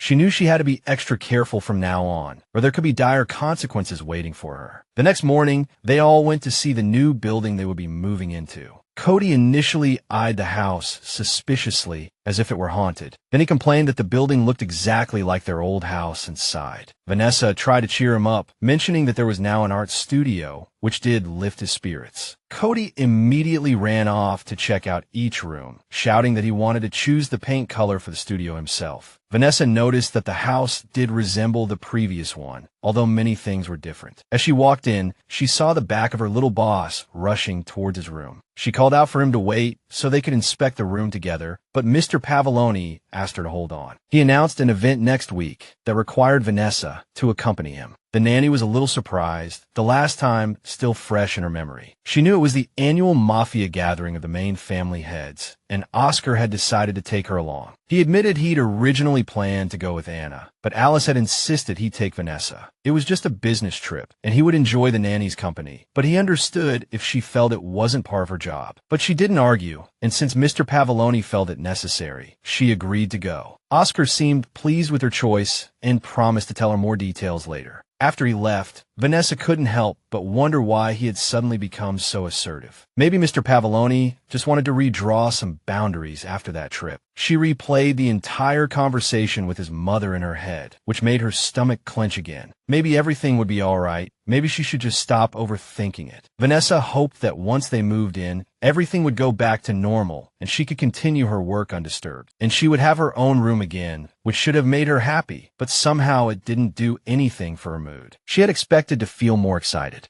Cody called her over, saying he wanted to show her something, and she knew he had discovered the surprise. A sizable model duck pond sat in the middle of the room, and the little guy's eyes lit up. Vanessa pointed to the rotating light that made the pond appear as it would at different times of day. Now he could arrange his ducks from all angles. The kid was practically in tears from excitement. She gave him a hug, happy that he liked the gift. He promised to spend all his free time drawing ducks. Vanessa joked that soon they would have to open a museum for his waterfowl art collection. Cody wanted to start right away, but they hadn't packed his art supplies yet, and the move was still a few weeks away. Don't worry, Squirt, these weeks will fly by. You won't even notice. He looked at Vanessa, hopefully, and asked if they were going to move again after this. Vanessa wasn't sure. Cody might want to go back to Albuquerque, but he said Clark wasn't there. That city only held the rest of his family, which made him feel down. The nanny reminded him that change always happens when you least expect it. She promised Cody she would stay with him as long as she could, and they would face those changes together. Cody suddenly pointed out that she wasn't really with him all the time. Vanessa knew it was true and admitted that she couldn't always be there for the kid. Just then, Mr. Pavoloni walked into the room. Oscar slipped back to his office, hoping they hadn't noticed him eavesdropping. He remembered Vanessa agreeing to attend the event with him, which meant she couldn't be with his son all the time. For a moment, he blamed himself for making her do something she didn't want to do, and how that might hurt Cody. He wanted to fix it, but there was nothing he could do right now. Just then, his uncle called. His uncle didn't even say hello, going straight to the point that he knew Oscar had decided to attend the meeting. Mr. Pavoloni didn't deny it. It was a perfect opportunity to mend relationships with the mafia families. It also meant they trusted the Pavoloni family's control over Chicago. But his uncle suddenly suggested he reconsider. As his godfather, he couldn't order his nephew to refuse a direct invitation. That would be an insult to the mafia families. Oscar guessed his uncle was hiding something, but the old man only shared what he thought he needed to know, leaving him to decide what to do. Mr. Pavoloni was already in a bad mood, and this call only added fuel to the fire. Now he was furious with his relative, certain the guy was up to something, most likely something shady. Oscar punched the window in anger, and the next second Vanessa rushed in, thinking some disaster had happened. Mr. Pavoloni noticed she overreacted, and Vanessa immediately apologized when she saw he was all right. She said she heard a strange noise and thought an intruder had snuck in. That's why she reacted so strongly. Oscar waved it off, saying it was nothing, just him and his annoying thoughts, then turned back to the window. Vanessa understood he needed space and prepared to return to her post. But the boss stopped her, admitting he was planning to take his son to the park tomorrow, and he also wanted to run into Mrs. K.O. privately. Taking Cody for a walk was the perfect cover. The nanny hesitated, pointing out they shouldn't use the kid's friendship. Pavoloni nodded in agreement, but this conversation could be crucial. Then the nanny expressed her hope that the kids would still have fun even after the last unpleasant encounter with that woman. Oscar thanked Vanessa for her understanding, but she just shrugged, saying she was just doing her job. He sighed, reluctantly admitting she was right, wished her good night, and continued to plan his next move. As soon as Vanessa left, Mr. Pavoloni decided to make another call, even though it was late. He called Mrs. Cortez, immediately apologizing for the late disturbance, but he needed to ask her something. The next day, they met at the park as planned, and Mr. Pavoloni got straight to the point, asking if she had found anything. She had contacted all her informants, but all she got were reports about the fight for the invitations. However, if Mrs. Corton knew what exactly her guest was looking for, she could help. She gave him a quick glance. He wasn't sure either. After all, the gangs had no reason to go against them, but his source said not to attend the meeting. However, Mr. Pavoloni admitted this source wasn't entirely reliable. Doubts plagued him. Mrs. Corte simply scoffed, saying any decision made with hesitation always leads to a single outcome. Besides, if Vanessa went with him, who would look after Cody? But Oscar trusted his men.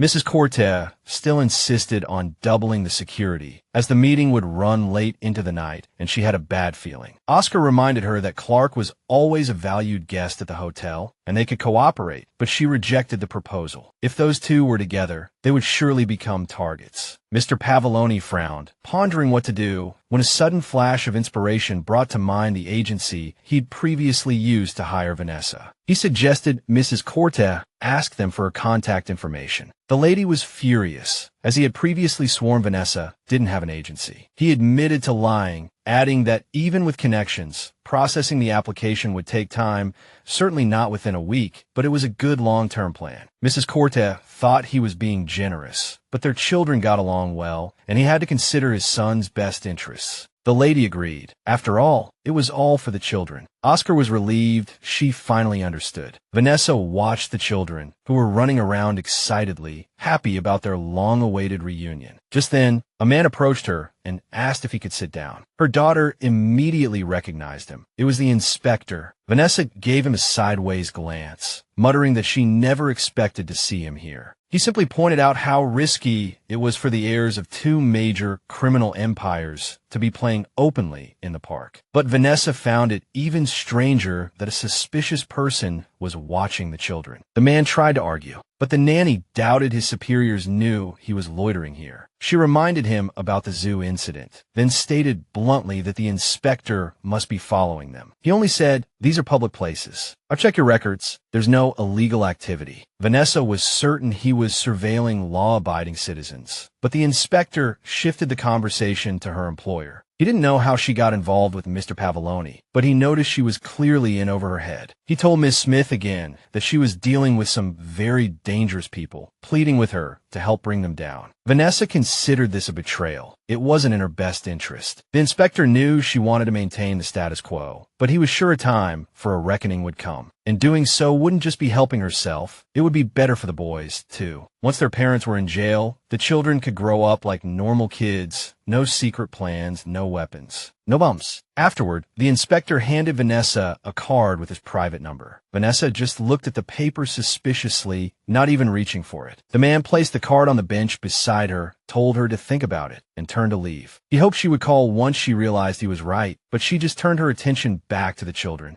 Cody ran over, immediately asking who the strange man was. Vanessa snatched up the card before he could see it. Vanessa explained he was just a lost soul who needed directions. Clark said his mom dealt with people like that, too. The nanny didn't want the children to dwell on it. To distract them, she suggested they all go for ice cream. Meanwhile, Vanessa decided to keep the card, just in case she might need it later. Later, Oscar explained to Adam that he needed to stay in the rental car in case a quick getaway was necessary. The driver was actually pleased. He finally had time to read his new book. Vanessa interrupted their conversation, bringing Mr. Pavoloni a drink and asking him a few questions. She explained she needed a dress for tomorrow night. Oscar assured her Mrs. Kenneth would take care of it. Vanessa didn't argue, remembering it was the same elderly woman who dressed her last time. However, Oscar was more concerned with whether Vanessa herself was ready, emphasizing how important this was. The nanny was fully prepared, having perfectly memorized the layout of the gang's castle. She had also thoroughly investigated the staff, gathered rumors, and scanned the internet for potential threats. Vanessa had prepared as much as possible, but her boss asked her to double-check the hotel security cameras before they left. She promised to take care of everything and headed for the exit, while Adam watched her go with a slightly puzzled expression. He was curious what had happened between her and Oscar after Verona. Now, they were as cold as Siberian permafrost. Mr. Pavoloni told the driver to mind his own business, but the driver reminded him how fond of him the nanny used to be. Oscar assured him their relationship was purely professional, hoping Adam wasn't scaring himself, but the driver had observed them long enough to feel confident in questioning his boss now. Mr. Pavoloni simply stared at him with an extremely harsh look, as if it were a final death threat. The driver muttered that he still supported his boss and that he appreciated Oscar's attitude towards the nanny. And since he said he wouldn't judge like Anna and Nick, Oscar decided to drop a bombshell. He confessed that his mother had spoken with Vanessa in Verona, and the driver's face paled at the thought of what the old lady might have revealed. He was eager to know what they talked about, but Mr. Pavoloni hadn't been present, so he was clueless. Adam finally understood his boss's anxiety, but he told him to relax and promised to see what he could do. Oscar made it clear he wouldn't let them make a move, and the other man nodded in understanding. Once he was safely away, the driver gave his boss a thumbs up, assuring him everything would go smoothly, a sly smile playing on his lips. Cody was confused as to why he couldn't go along. The nanny explained that he was safer staying put, but the child retorted, "Vanessa is my nanny, not Dad's." She countered that the trip was for his protection. Anna, Nick, and Antonio, with the whole security team, would be watching him like hawks, she said. "Why can't we go tomorrow?" He whined. Vanessa sighed. "We'll be back late. Promise me you'll wait for us before you go to sleep." "You have to promise," he insisted, "or I'll stay up until you get back." Vanessa didn't argue.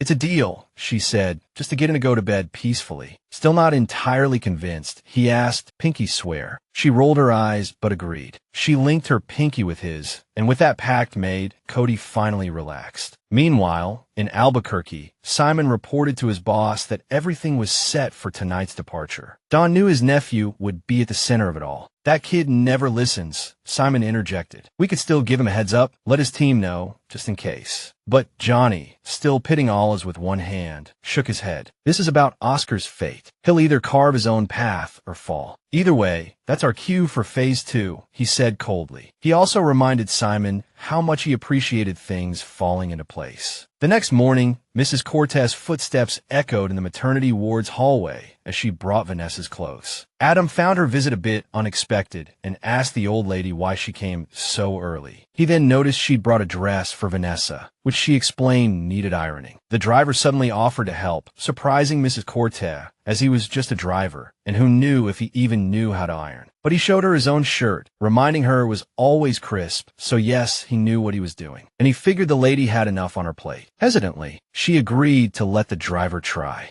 Mrs. Cortez agreed, but warned that if he ruined the dress, she'd personally make him regret it. Adam told the old lady not to worry. He could totally handle it. Soon the dress reached Vanessa, and when she tried it on, the style caught her completely off guard. It was too tight, and she couldn't fathom what Mrs. Cortez was thinking when she chose it. It was so tight, she couldn't even move freely, let alone fight. Everything had fell off since Verona. Now Mr. Pavoloni treated her like a stiff statue. Maintaining a professional relationship was painful enough, and now this dress was another headache. Meanwhile, Adam went to his boss to help him choose an outfit for the event. He suggested a tie, but Oscar was curious why the driver chose that particular one. Adam just told him to trust him, but Mr. Pavoloni said no, demanding an explanation. Vanessa hesitantly peeked in from the doorway, asking her boss about the attire, but he didn't quite understand what she meant. Oscar's eyes met hers, and Vanessa realized she couldn't escape. She had to show him. The moment she stepped over the threshold, Mr. Pavoloni's face registered shock. He clearly hadn't expected this. Her outfit was so unusual. She knew she looked less like an event companion and more like the underboss of some mafia family. Oscar just muttered a curse under his breath. Vanessa explained that Mrs. Cortez was usually discreet, and she worried her status was too close to Oscar's. While the two were still trying to process what was happening, Adam smirked to himself. Everything was going perfectly according to plan.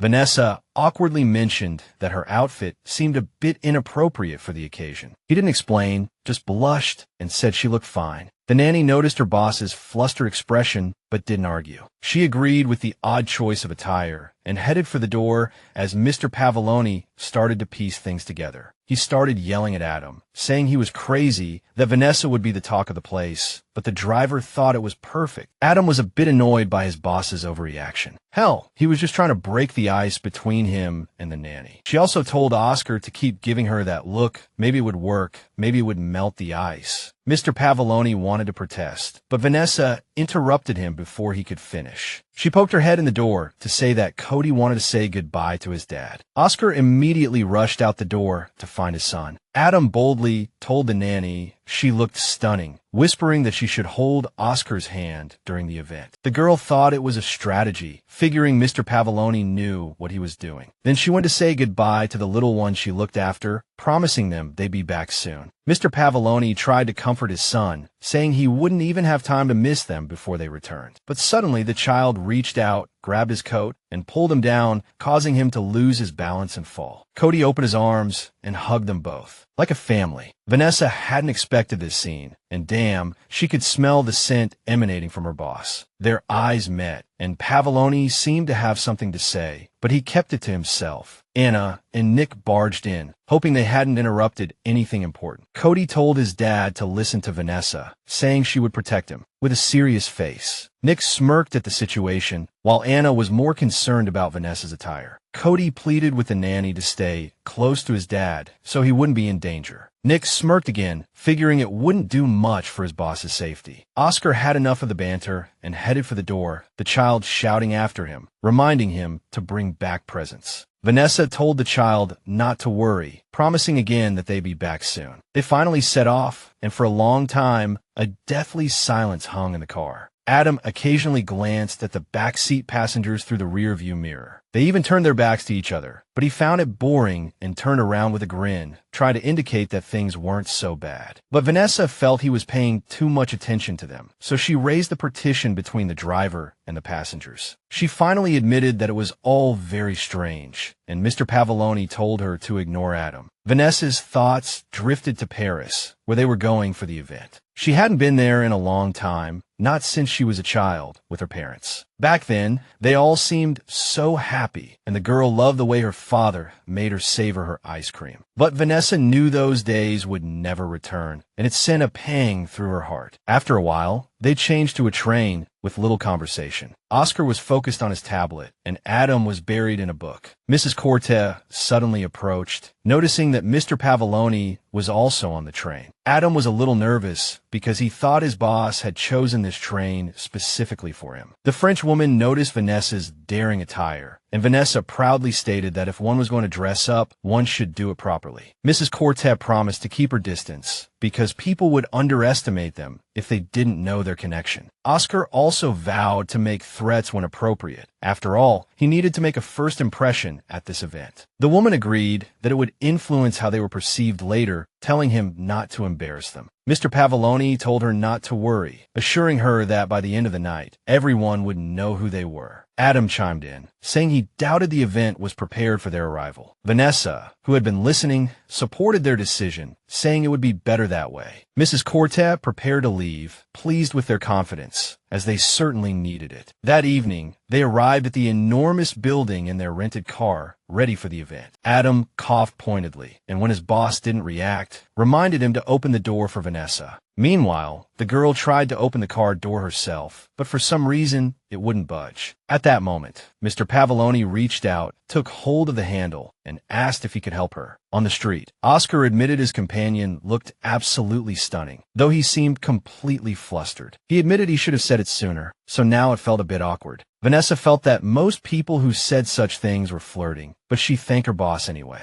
She thought back to the entire last week, how they had both been acting so stiff. Now, she was starting to think that maybe Mr. Pavoloni really didn't know what she was upset about. Maybe she had imagined it all. Then she looked around at the opulent building, hoping the evening would at least be bearable. Mr. Pavoloni said not to wait any longer, extending his hand to the nanny and saying, "Let's go straight to the event." There wasn't a soul outside, no security, no other guests. Oscar didn't know why yet, but he followed Vanessa towards the entrance. They were both full of anticipation, but prepared for anything. Oscar knocked on the door, and after a few seconds, slow, creaking footsteps approached, the door opened, and an elderly woman immediately recognized Mr. Pavoloni. Ivanov's grandmother was the one who let them in. She greeted them like unexpected guests, saying they were the last to arrive and that now they were only waiting for relatives from the north. The old woman invited them to help themselves to what was left of the buffet and said they would gather again for dinner. Vanessa noticed the place was lavishly decorated, and Oscar confirmed that these people did enjoy showing off their wealth. Then she saw the triad members walking over and whispering to their boss. Mr. Pavoloni politely nodded to Sam, Turner, and Alice, who was speechless with surprise to see Oscar there. She couldn't believe he actually brought the nanny. She would have bet against it. He simply stated he was a man of his word, and Alice added that he was one of a kind in that regard. Then she approached Vanessa and suggested they take a walk, though Vanessa seemed hesitant. Vanessa didn't object and followed her, though the woman gave Oscar a meaningful look before leaving. They walked over to the champagne fountain, and Alice asked Vanessa what she thought of the gathering. Vanessa admitted she expected it to be more business-oriented, but acknowledged that it was indeed lavish. The Triad girl explained that their usual office lunches consisted of cold sandwiches, but she didn't hide the fact that everyone here still had business on their minds. However, she said they could all relax a little and offered Vanessa a glass of wine, telling her to loosen up. The nanny noticed a familiar face that didn't seem to be affiliated with the Triad. Apparently, the internet couldn't possibly know all the details. Vanessa could find out more here. She had only heard rumors about these people. It seemed it wasn't just the mob, but the whole upper class was present. Alice noticed her looking at the person and immediately asked who it was. But Vanessa abruptly changed the subject, asking Alice why she wanted her to come along. Alice shrugged and said she just wanted someone her own age to talk to, not those cranky old men. Alice always found those old European men boring, so she decided to liven things up. The nanny suddenly remembered that the roots of their organization went back to the Qing dynasty, to which she had no objections. The Triad did have a long history, but this was a new generation. They were no longer stuck in the old ways. She even declared with a hint of admiration that they were moving with the times while others were stagnating. The nanny noted that those who were stagnating were quite wealthy. Just look at Ivanova's granddaughters. They were total mafia princesses. Alice confirmed they were the belles of the ball. Every family wanted a piece of their trust funds. Vanessa noticed that the girls received all the attention and respect, no questions asked. Alice also guessed that her companion might already know who these people really were. Suddenly, one of the princesses walked directly towards Oscar, and the Triad girl confirmed this was exactly what they had anticipated. Vanessa began to realize the girl just wanted to find a companion, but she wasn't going to interfere, nor did she see it as a threat. Alice agreed, but said it might backfire on Mr. Pavoloni. That woman wasn't just anyone, she was a big deal. Oscar remained impassive, unmoved by her attempts to attract his attention. Vanessa found it amusing and almost burst out laughing, but continued to observe, knowing the boss needed help. She excused herself to Alice and walked towards him.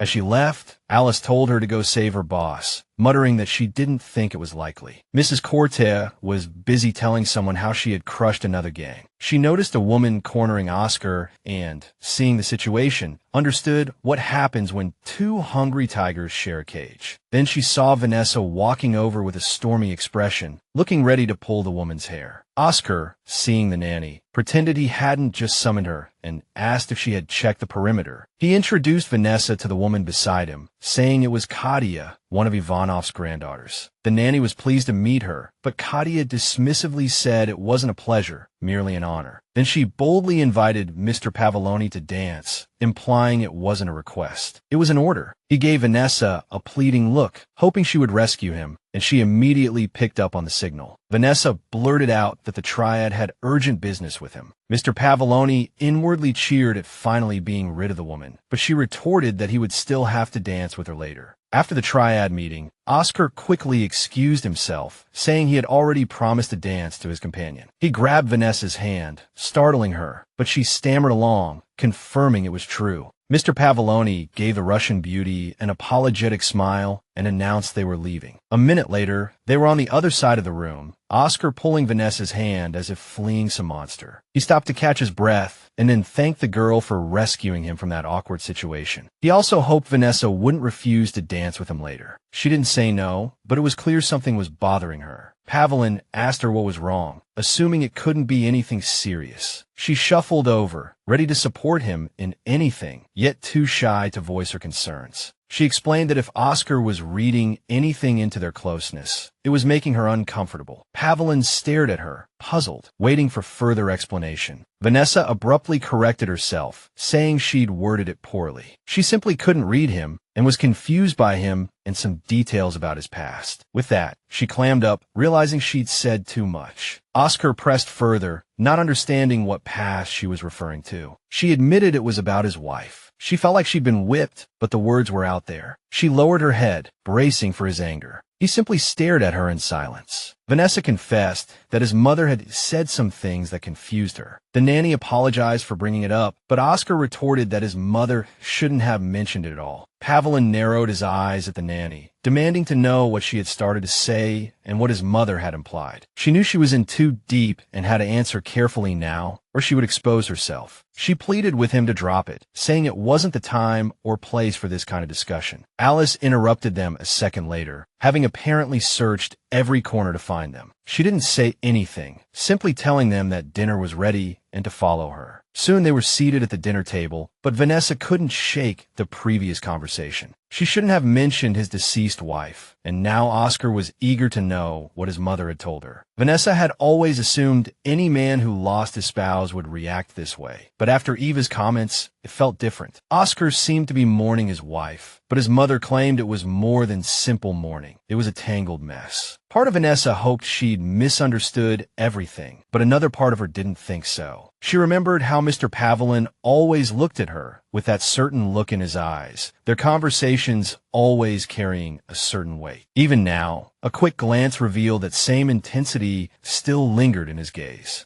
Now he sat at the dinner table surrounded by Russian beauties, yet his gaze kept returning to Vanessa. Vanessa knew that if she gave in, it could ruin everything between them. Their professional relationship would change. Not to mention the trust she had worked so hard to build would vanish. Not to mention the elite Nanny Academy's code of conduct. Vanessa mentally scolded herself for even entertaining the thought, trying to push it from her mind. After dinner, she wanted to talk to him, to apologize for earlier, though she was sure he'd forgotten about it by then. Besides, he was probably distraught by the whole ordeal, and Vanessa even mentally thanked Ivanova for bringing the Russian beauties. Katia clung to Mr. Pavelin like a leech, insisting it was almost exactly what he needed. She began showering him with compliments, saying how strong he was, making him look like a real gangster. Oscar wasn't buying it, explaining he wanted to spare her the deliciously aromatic dinner. Katia, realizing the rejection, decided to have a drink while she contemplated how to impress the handsome gentleman. After one sip, she noticed a strange aftertaste followed by a wave of discomfort. The next second her throat began to constrict.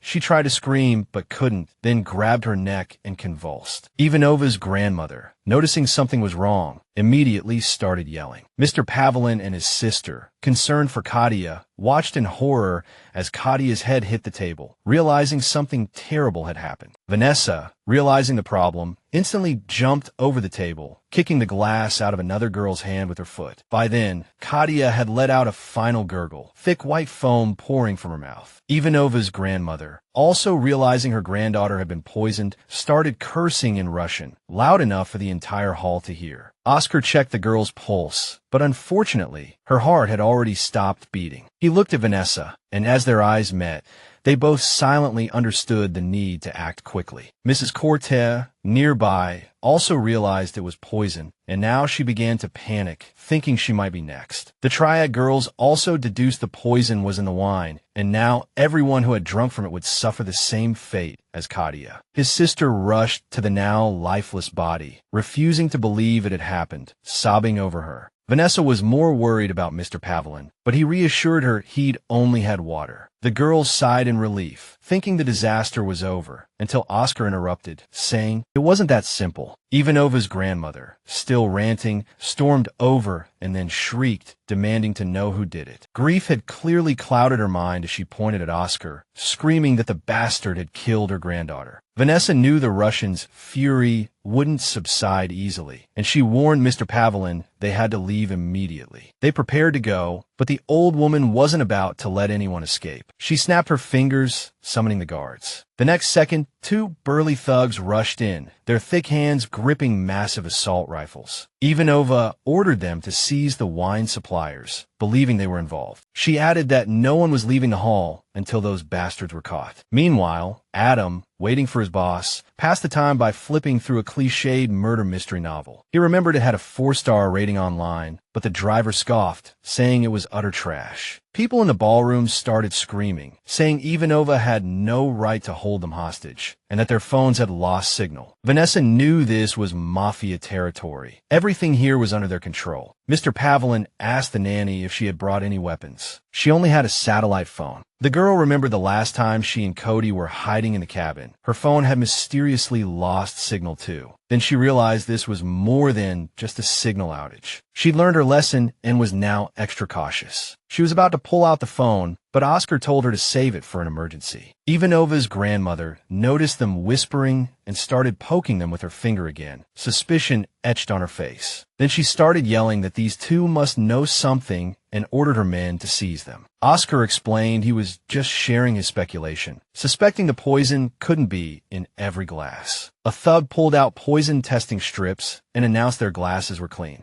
Mrs. Corte admitted she had also drunk a whole glass, but had no reaction so far. Another thug pointed out that only 2 glasses were poisoned, with poison residue even visible on the rims. Ivanova, realizing this was an assassination attempt on her 2 granddaughters, immediately ordered a search of everyone. But Mr. Pavelin was her biggest suspect, so she ordered him searched first. Vanessa stepped forward to defend him, saying she'd fight anyone who dared touch him. Oscar calmed her down, saying he had nothing to hide and a search wasn't a problem. Mrs. Corte dramatically raised her hands, declaring they had nothing to hide and were ready to be searched. The triads weren't planning to stay silent either, but they were curious whether Ivanova would let them go. After this, she flew into a rage, glaring at everyone with her old eyes, hissing that she would consider her next move. The Russian mafia began searching the guests, and when it was Briscoe's turn, they discovered his hidden weapon. Ivanova figured he might have brought the poison too, but he retorted that she couldn't just pin the blame on them. He added that everyone knew poison was the Russians' weapon of choice, so this must be an inside job. Hearing this, Vanessa started to see a pattern, everything orchestrated to deflect suspicion. She felt she should confirm with Mr. Pavelin, as this situation was very similar to the trouble they'd encountered before. She remembered the person who pretended to be a trustworthy relative but stabbed them in the back. Just then, the terrified face of his son flashed in Oscar's mind, and he confirmed this was indeed exactly like what they had experienced. The mafia always played these dirty tricks, with barely any rules or no rules at all. But the key was to know who was involved and who wasn't, as it determined a lot of things. Katie's sister had been crying, sobbing that she had never done anything like this. Vanessa believed the real target wasn't the Russian girls, at least not with Ivanova's grandmother present. This attack was aimed at the little heiresses, and now innocent civilians were caught in the crossfire, people who didn't want to be involved in this at all. Someone decided to create chaos, and this was the perfect way. Mrs. Corte and her people tried to make sense of it, figuring it must have been someone unscrupulous. Even with these conclusions, she wasn't going to act rashly. She had made that mistake before. The thugs told the old woman they had searched everyone but found no poison. She declared everyone a suspect. They dragged in the terrified head chef, who pleaded that he had nothing to do with it. Ivanova lunged at him like a crazed demon, screaming that he had one last chance to confess who poisoned her granddaughters. He trembled with fear, repeating that he knew nothing, while Vanessa, turning over possibilities in her mind, started connecting the dots. Suddenly, a gunshot rang out, a bullet piercing the chef's head, his body collapsing to the floor. Ivanova ordered everyone locked in separate rooms, no one to enter or leave until she gave the word. They took Mr. Pavelin and Vanessa to another room, but during the move, she kept observing her surroundings. Once inside, Oscar suggested searching the room, and the nanny agreed it was a wise move. He checked the windows just in case, but they were sealed shut, merely decorative. Vanessa spotted a vent near the floor, but Mr. Pavelin strongly objected to crawling through it. She wasn't suggesting an escape route. She was merely looking for listening devices. Oscar wasn't sure the Russians would install such things in their own fortress. But Vanessa wasn't concerned. She reminded them that the murder could have been orchestrated by the Russians from the start, that they had planned to trap them here all along. She was certain it was all meticulously planned, possibly even by Ivanova's grandmother herself. The girl continued her search, feeling along every corner and baseboard in the room. Mr. Pavelin was worried about his phone, but it hadn't been taken. Vanessa knew the thugs were overconfident in their signal jammers, but she couldn't contact Adam, as his phone was likely jammed as well. Oscar worried that calling for backup would only start a war. The nanny suggested they wait until the Russians found the culprit. Mr. Pavlin suddenly turned his head awkwardly, and Vanessa realized her boss was hiding something. He didn't explain much, only saying that coming here was a big mistake on his part. The nanny reassured him that he couldn't have foreseen what would happen, and no one really guessed. But seeing Oscar still worried, she realized he knew something, and he admitted he couldn't do anything about it. Then Vanessa reminded him that she couldn't help if she didn't know all of his plans. Mr. Pavlin insisted he had no plan, yet stood there with a guilty look on his face. The girl stopped pressing for answers and went back to checking the walls for listening devices. After a moment of silence, Oscar finally admitted there had been new developments regarding his Uncle Johnny. The man had told his nephew not to come here, clearly knowing something but not explaining anything. Oscar said he was just being cautious as usual, so those words were just to satisfy his paranoia. Mr. Pavlin paused, then a terrible thought struck him, his face changing color. If Mrs. Ivanova finds out Uncle Johnny had anything to do with the murder, they'll kill Vanessa and me. She didn't deny the possibility, but she wasn't about to back down. She promised to find a way out. Oscar guessed she was looking for the hidden door, and she confirmed it was an old lock, just with a modern layout. They might not have torn down the old parts, just built new walls over them. Vanessa took out her phone and asked Mr. Pavlin if he remembered the art gallery incident. He remembered everything clearly, but now he wasn't so sure it was wise to do the same thing this time. It could help or hurt them, but it gave them a chance to slip away unnoticed. Oscar admitted this was true, but breaking one of the rules bothered him. Vanessa clarified that if Pavlin couldn't make the call himself, she would. She secretly wondered if Oscar had done it, but she pushed the thought aside. Then she explained that she would distract the others, so Mr. Pavlin could prepare to escape. He was ready, but he wouldn't leave the nanny behind to escape alone. This surprised her a little, but it was genuine. She admitted she was glad to hear that, adding that she didn't plan on staying here long either. Besides, she couldn't help Cody if she was dead. She opened her phone, and Oscar grabbed her finger and pressed the call button. She noticed the situation had completely changed. Meanwhile, a man's phone vibrated, but the incoming number was unknown. He was having dinner and almost decided to ignore it, but curiosity got the better of him. He answered, and it was the detective. Vanessa asked him what he thought about anonymous calls. Meanwhile, Adam continued looking at his book,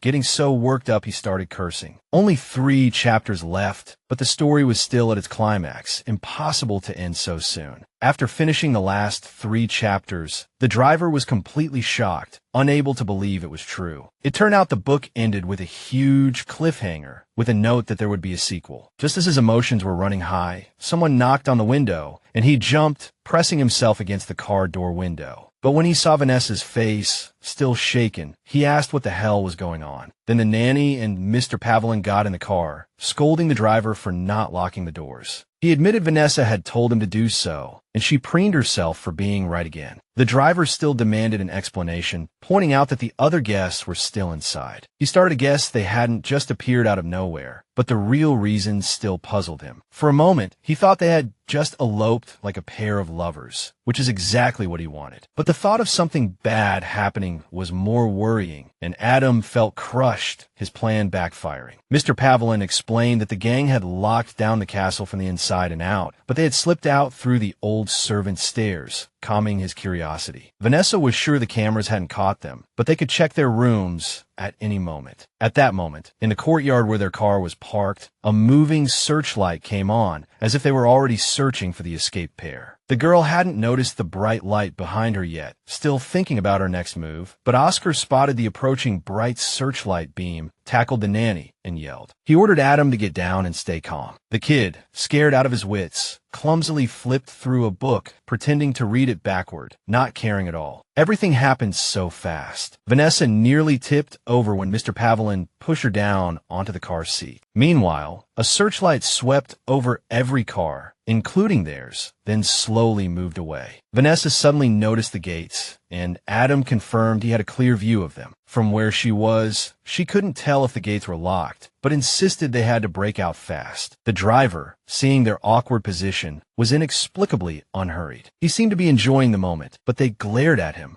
Putting on an innocent face, the driver promised to get them out of there. He eyed the gates, noting the solid steel and electronic locks. This wouldn't be easy. Vanessa doubted she could hack them without her laptop. Adam told them not to panic, to stay put, and to prepare for his big move. He gave a cryptic smile, which only made Vanessa more anxious, completely clueless about what the weirdo was planning. The driver slammed on the gas, the tires screaming in protest as the car lurched forward. The nanny barely managed to steady herself. None of them were wearing seat belts, so she grabbed onto anything she could to avoid being thrown around. The car continued at full speed, slicing through the air, closing in on its target. Mr. Pavelin, understanding the driver's plan, pulled Vanessa closer, presumably to protect her. Adam was going to ram the gates with the bumper. She worried it might not work, but at the last second, the driver swerved, driving onto the lawn and crashing straight through the shrubbery barrier. He even laughed, commenting on how they spent a fortune on the gates, but skimped on a decent fence. Oscar wanted to kill him, but Vanessa thought it wiser to delete his online presence first. Adam just grinned, pleased with their successful breakout, and peeked at the boss and the nanny, straightening their clothes. Both looked flustered and red-faced. Oscar just told the driver to get them out of there. Meanwhile, Cody was playing games with his temporary bodyguards, easily defeating Anna. Nick just teased her about her grip being wrong, something that would annoy Adam if he knew.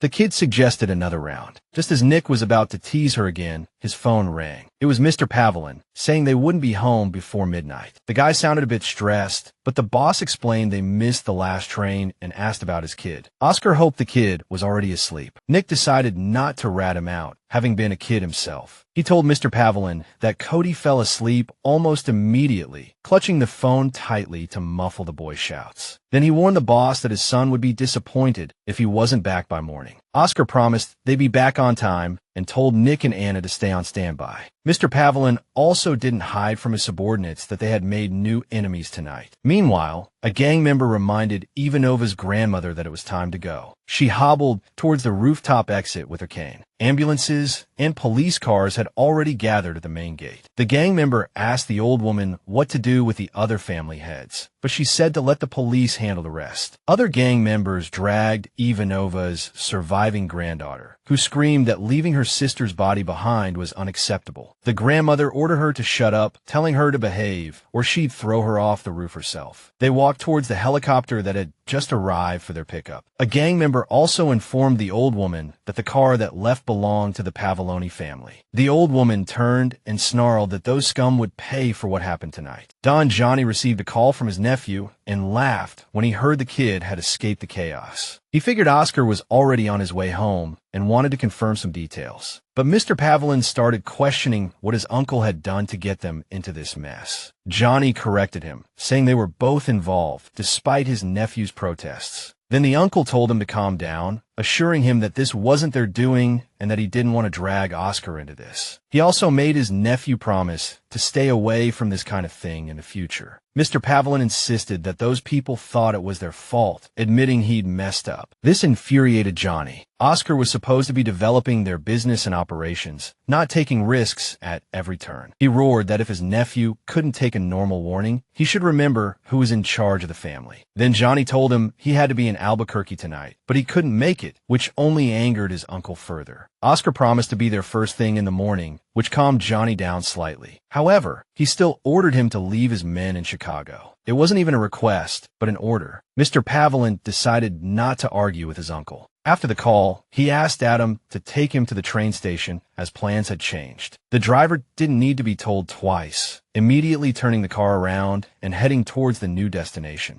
Vanessa realized he wouldn't be home anytime soon. Oscar had her apologize to Cody on his behalf. She shifted anxiously, knowing it would hurt the child, who was always waiting for his father. Seeing his distress, she took her boss's hand to calm him down, explaining that his son would understand. Mr. Pavelin argued that Cody was too young to have to deal with this. But Vanessa told Oscar that he was doing this for his son's safety, which was the most important thing. Mr. Pavelin stared at the nanny, while she bluntly stated that everything else had to take a back seat. This seemed to work. Vanessa also promised to take good care of Cody until his father returned. They drove in silence for a while, each lost in their own thoughts. but clearly both replaying the events of the evening. As they neared the train station, Mr. Pavlin simply muttered that trusting Vanessa was the only thing he could do. Their car didn't return to the hotel until daybreak the next day. Adam parked the car near the entrance, where someone was lurking around the corner, waiting for their vehicle. Adam said he would deal with returning the car later, but Vanessa worried about him driving after being awake all night. Adam told her not to worry, saying the child upstairs needed her more right now. Vanessa knew he was right, but she also knew Cody would be disappointed. As she walked, she hurriedly thought of ways to appease him. She guessed the little guy was probably still asleep, even though they had promised to wake him up to say goodnight. As she hesitated about waking him now, a strange hand reached for her neck from behind. But Vanessa reacted instantly, as if she had eyes in the back of her head, pushing the hand away. The next second, she grabbed the hand, thinking it might be some thug who needed to be subdued. Just as she was about to break the person's arm, a familiar voice shrieked, and she realized it wasn't a stranger. It was Mrs. Cortez, looking disheveled, but secretly relieved that her arm wasn't actually broken. Vanessa realized she had arrived much earlier than expected, wondering how she had evaded the police. The French woman reminded her that the entire police station was under their control, and the nanny's eyes widened as she recalled the recent chaos. Vanessa's head was still spinning when Mrs. Cortez suddenly dropped a bombshell. They needed help. She didn't know how she could help a mob boss, especially when she needed to check on the child in her care immediately. Mrs. Cortez almost burst into tears, admitting with her head bowed that her son, Clark, had been taken and she didn't know what to do. This news instantly put Vanessa on high alert. She started asking questions. When did it happen? What exactly happened? A few hours ago. Mrs. Cortez had returned to find her men slaughtered, her husband gravely injured, and Clark gone. The reality of it crushed her, and she began to weep. She sobbed that the child was innocent, that she had kept him away from all of this, but they still took him. Vanessa knew her gut feeling was right. Someone was targeting the heirs of large crime families. Mrs. Cortez had already ordered a search in every major city, but that was the limit of what she could do. She feared that if they took Clark overseas, she would lose him forever, and the nanny knew that would be the worst nightmare. Vanessa also suspected it might be the same people who had been after Cody. Suddenly, she realized these people didn't care about the racing at all, which was a bad sign. She told Mrs. Cortez to calm down, saying they might already be there. The French woman understood the situation, but she also knew Vanessa's capabilities. Her face burned with rage. Now she didn't care whether she found her son's body or his kidnappers. She pleaded with Vanessa to find her son and those who took him, no matter what. Vanessa wasn't sure if she could help, as she worked for Mr. Pavlin. Mrs. Cortez knew this, but she couldn't reach him. He wasn't answering her calls. Vanessa said he was probably on a plane, and they would definitely talk once he landed. But Mrs. Cortez couldn't stay calm. Clark didn't have time for her to act like a nanny. Then she pleaded with Vanessa again, anguish in her eyes, because she was Cody's protector and could get his consent. The French woman was certain that once Oscar's son heard about his friend's disappearance, he would also beg the nanny to find him. Vanessa knew Mrs. Cortez was right, but she also knew that telling Cody about this could cause chaos. The child cared so much for his friend, he might rush off to look for him himself. She told Mrs. Cortez that if helping wouldn't interfere with her duty to protect Cody, she would help find Clark. Nick suddenly chimed in, thinking they were arguing, and offered to help. The French woman was annoyed with him, but Vanessa assured her everything was fine, and she was about to go upstairs. Nick agreed, but decided to stay a bit longer and chat with the unexpected visitor. Vanessa tried to explain that the woman wasn't a threat,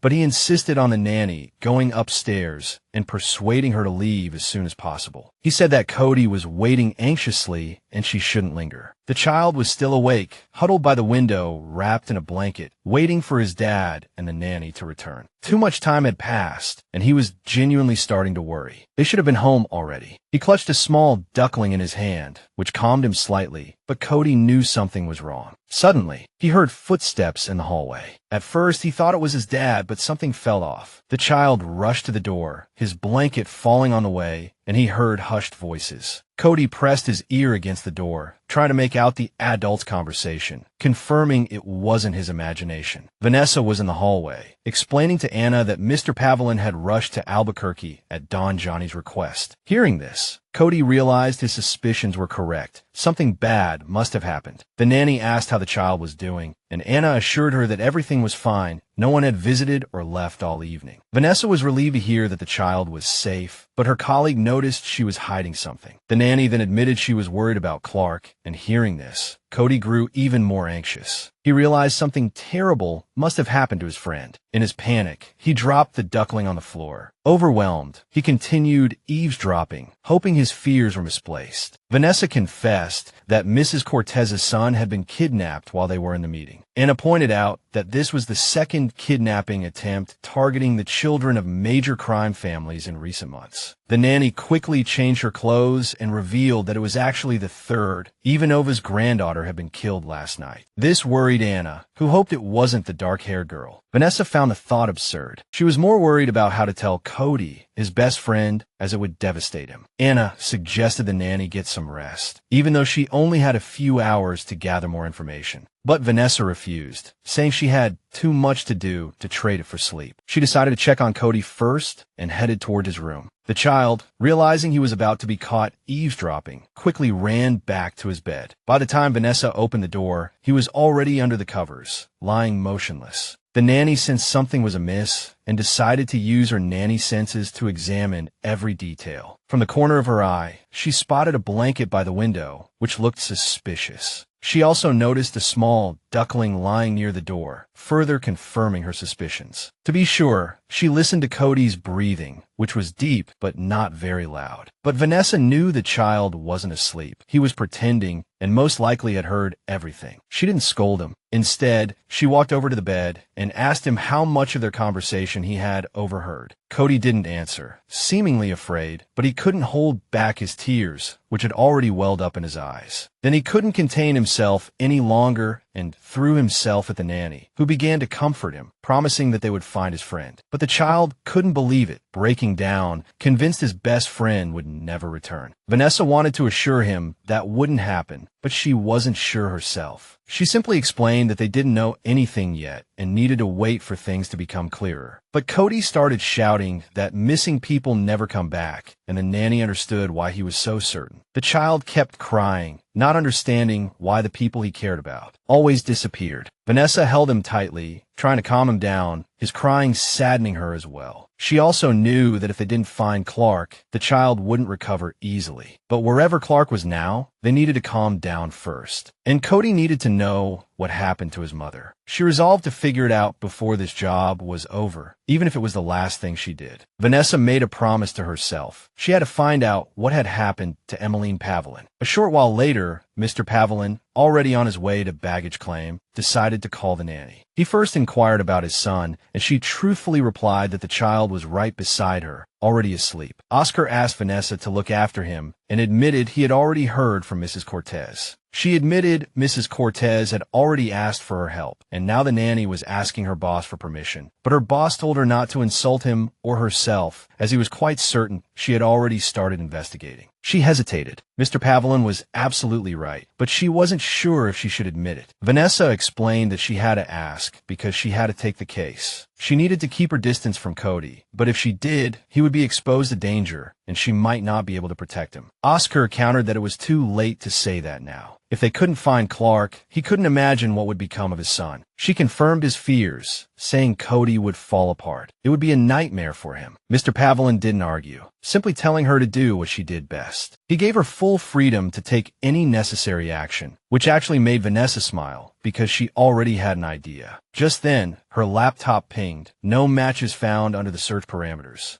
She had expected this and decided to turn to another method that might help track Clark. She called Headmistress Barbara, admitting she needed help, which worried her former nanny a little. Vanessa explained that she wanted to use the academy's connections to find someone, but Barbara first inquired about her ward. The girl assured her that Cody was safe, so the headmistress stated that since this was a personal request, she had to refuse. But Vanessa explained that it was for another child in danger, Clark. This really shook the headmistress, who immediately remembered the day she rescued her ward from the fire. She had said something to little Vanessa that day, but then begged her never to mention it again. 12 years ago, a carnival was being held in Vanessa's hometown. She was a little girl back then, but she wanted to play too, so she put on a mask and blended in. The huge hall was packed with masked people, but that didn't stop the girl from finding her father. She would have recognized him even in complete darkness. Her father immediately picked her up and asked why she was alone, not with her cousin. Where was Barbara? Vanessa admitted that she had looked for him but couldn't find him, asking her father what her cousin was supposed to look like. Just then, Mr. Azriel Pavelin walked over, and her father introduced him as his friend. Azriel was a little surprised because he didn't know Mr. Smith had a daughter, although Smith was sure he had mentioned it. Their conversation was interrupted by a short, brown-haired woman, the then young nanny, Barbara. Mr. Smith told his daughter to go with the nanny and get some snacks. He wanted to catch up with his friend. She agreed, but on the condition that her dad dance with her later, although he would have done so without her asking. Once the child was gone, Mr. Smith continued his conversation with Mr. Pavelin, reminding him that he was wrong. He wouldn't dare peek at the book club's creative works, even if it was called beach supervision. But his friend didn't believe him, saying no one could predict plot twists so accurately. Smith said it wasn't his fault. Pavelin couldn't do it, implying it was his brother's fault. Meanwhile, the nanny was leading Vanessa away, and on the way,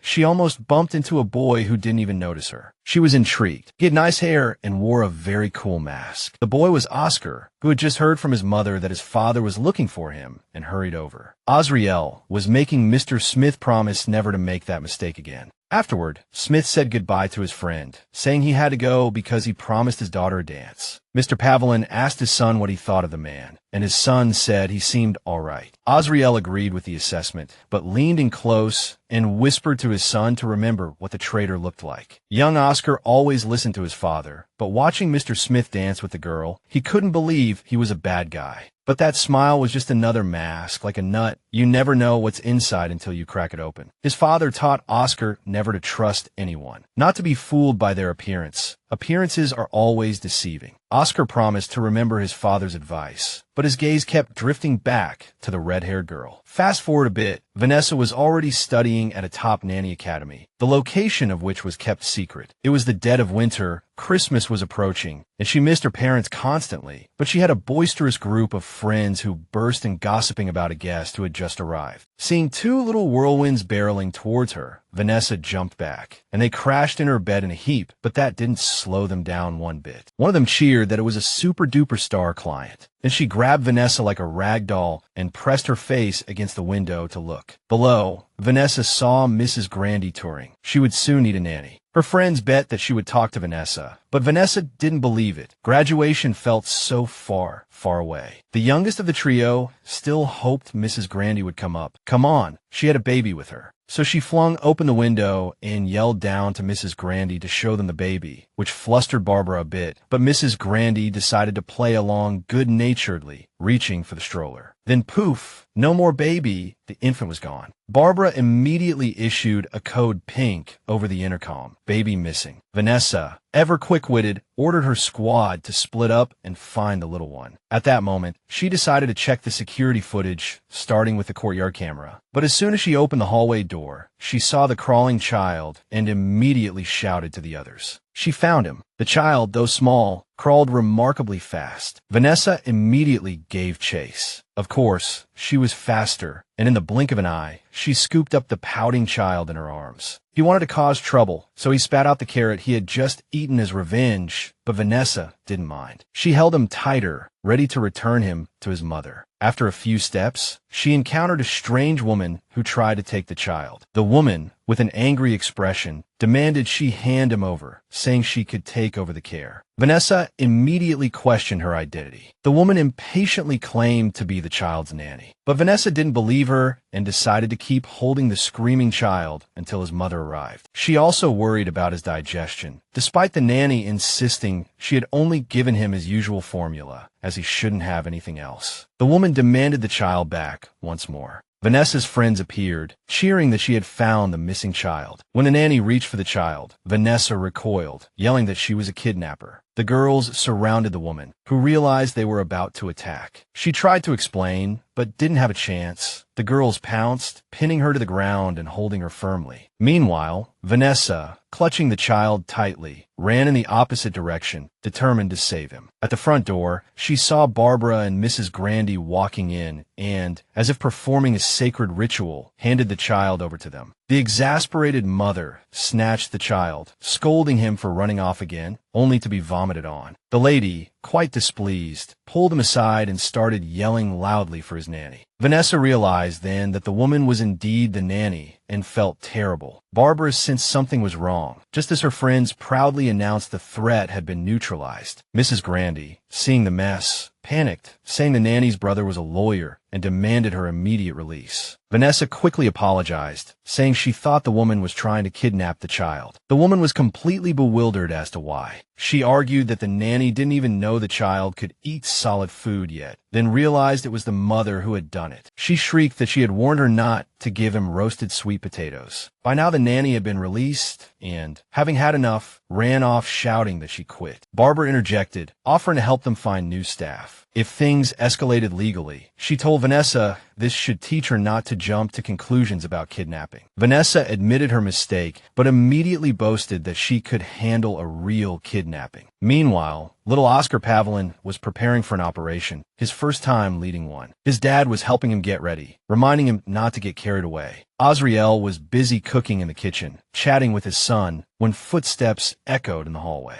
Oscar's dad pointed to the door, saying his backup would arrive. A tall guy with a red mohawk burst in, complaining that he'd rather be a nanny. The child, sizing up the stranger's attire, deadpanned, "Where's your suit?" It was young Nick, who grunted that they had to get going. The guys were already at his mom's place. Mr. Pavlin told Oscar to get Nick settled, though Nick later claimed he was already ready. It sounded reasonable enough, so Azriel told the pair not to screw up on his day. He leaned closer to Nick, murmuring about the consequences of failure. Then Oscar spoke, his voice laced with doubt about whether this backup was up to the job. He then pulled a small, still seeping package from under the table. Nick's mind raced. It had to be a body part. Oscar, unfazed, tossed the package to Nick to hold, but the leather-clad guy flatly refused. Oscar reminded him that he was in charge. Nick retorted, "I'm a bodyguard. I need my hands free." The child gritted his teeth, knowing the guy had a point, though he didn't want to get his own hands dirty holding the package. He agreed to hold it so Nick could focus on security. Besides, it was just a 10-minute job, in and out. 10 minutes later, the two were sprinting out, a pack of wild dogs having suddenly surrounded the place. But Nick's leather shoes were proving impractical, much to Oscar's annoyance. Gangsters shouldn't wear loafers on a job. There was no time to argue. They had to get out before the dogs tore them apart. A metal fence blocked their path, but luckily, it was loose. Oscar kicked it down, but a bald man suddenly appeared, eyes wide, in disbelief that this kid was the young Pavlin. His face twisted into a sneer, as if he'd been hunting the child for a long time, and finally caught him. Nick stepped forward, ready to fight, but Oscar stopped him, saying the guy had a delivery to take. The man, seeing the package in the child's hand, asked suspiciously what it was. Oscar shoved it at him, ordering him to take it, adding, "My dad went through a lot of trouble for this." The man grumbled, the package looking tattered, as if the kid had fallen out of the sky with it. It almost made Nick laugh, but young Pavlin was clearly in no mood for jokes. The man seemed to understand something and led them inside a nearby building. They ended up in an underground gambling den, where the man had them place the package on one of the tables. Oscar demanded his cut first, saying he didn't come for nothing. The bald man was silent for a moment, then sneered, "No way." He called Oscar Little Angel, which only enraged the already furious kid. "Don't call me that." Oscar snapped. The guy just shrugged. "Suits you with that cotton candy hair."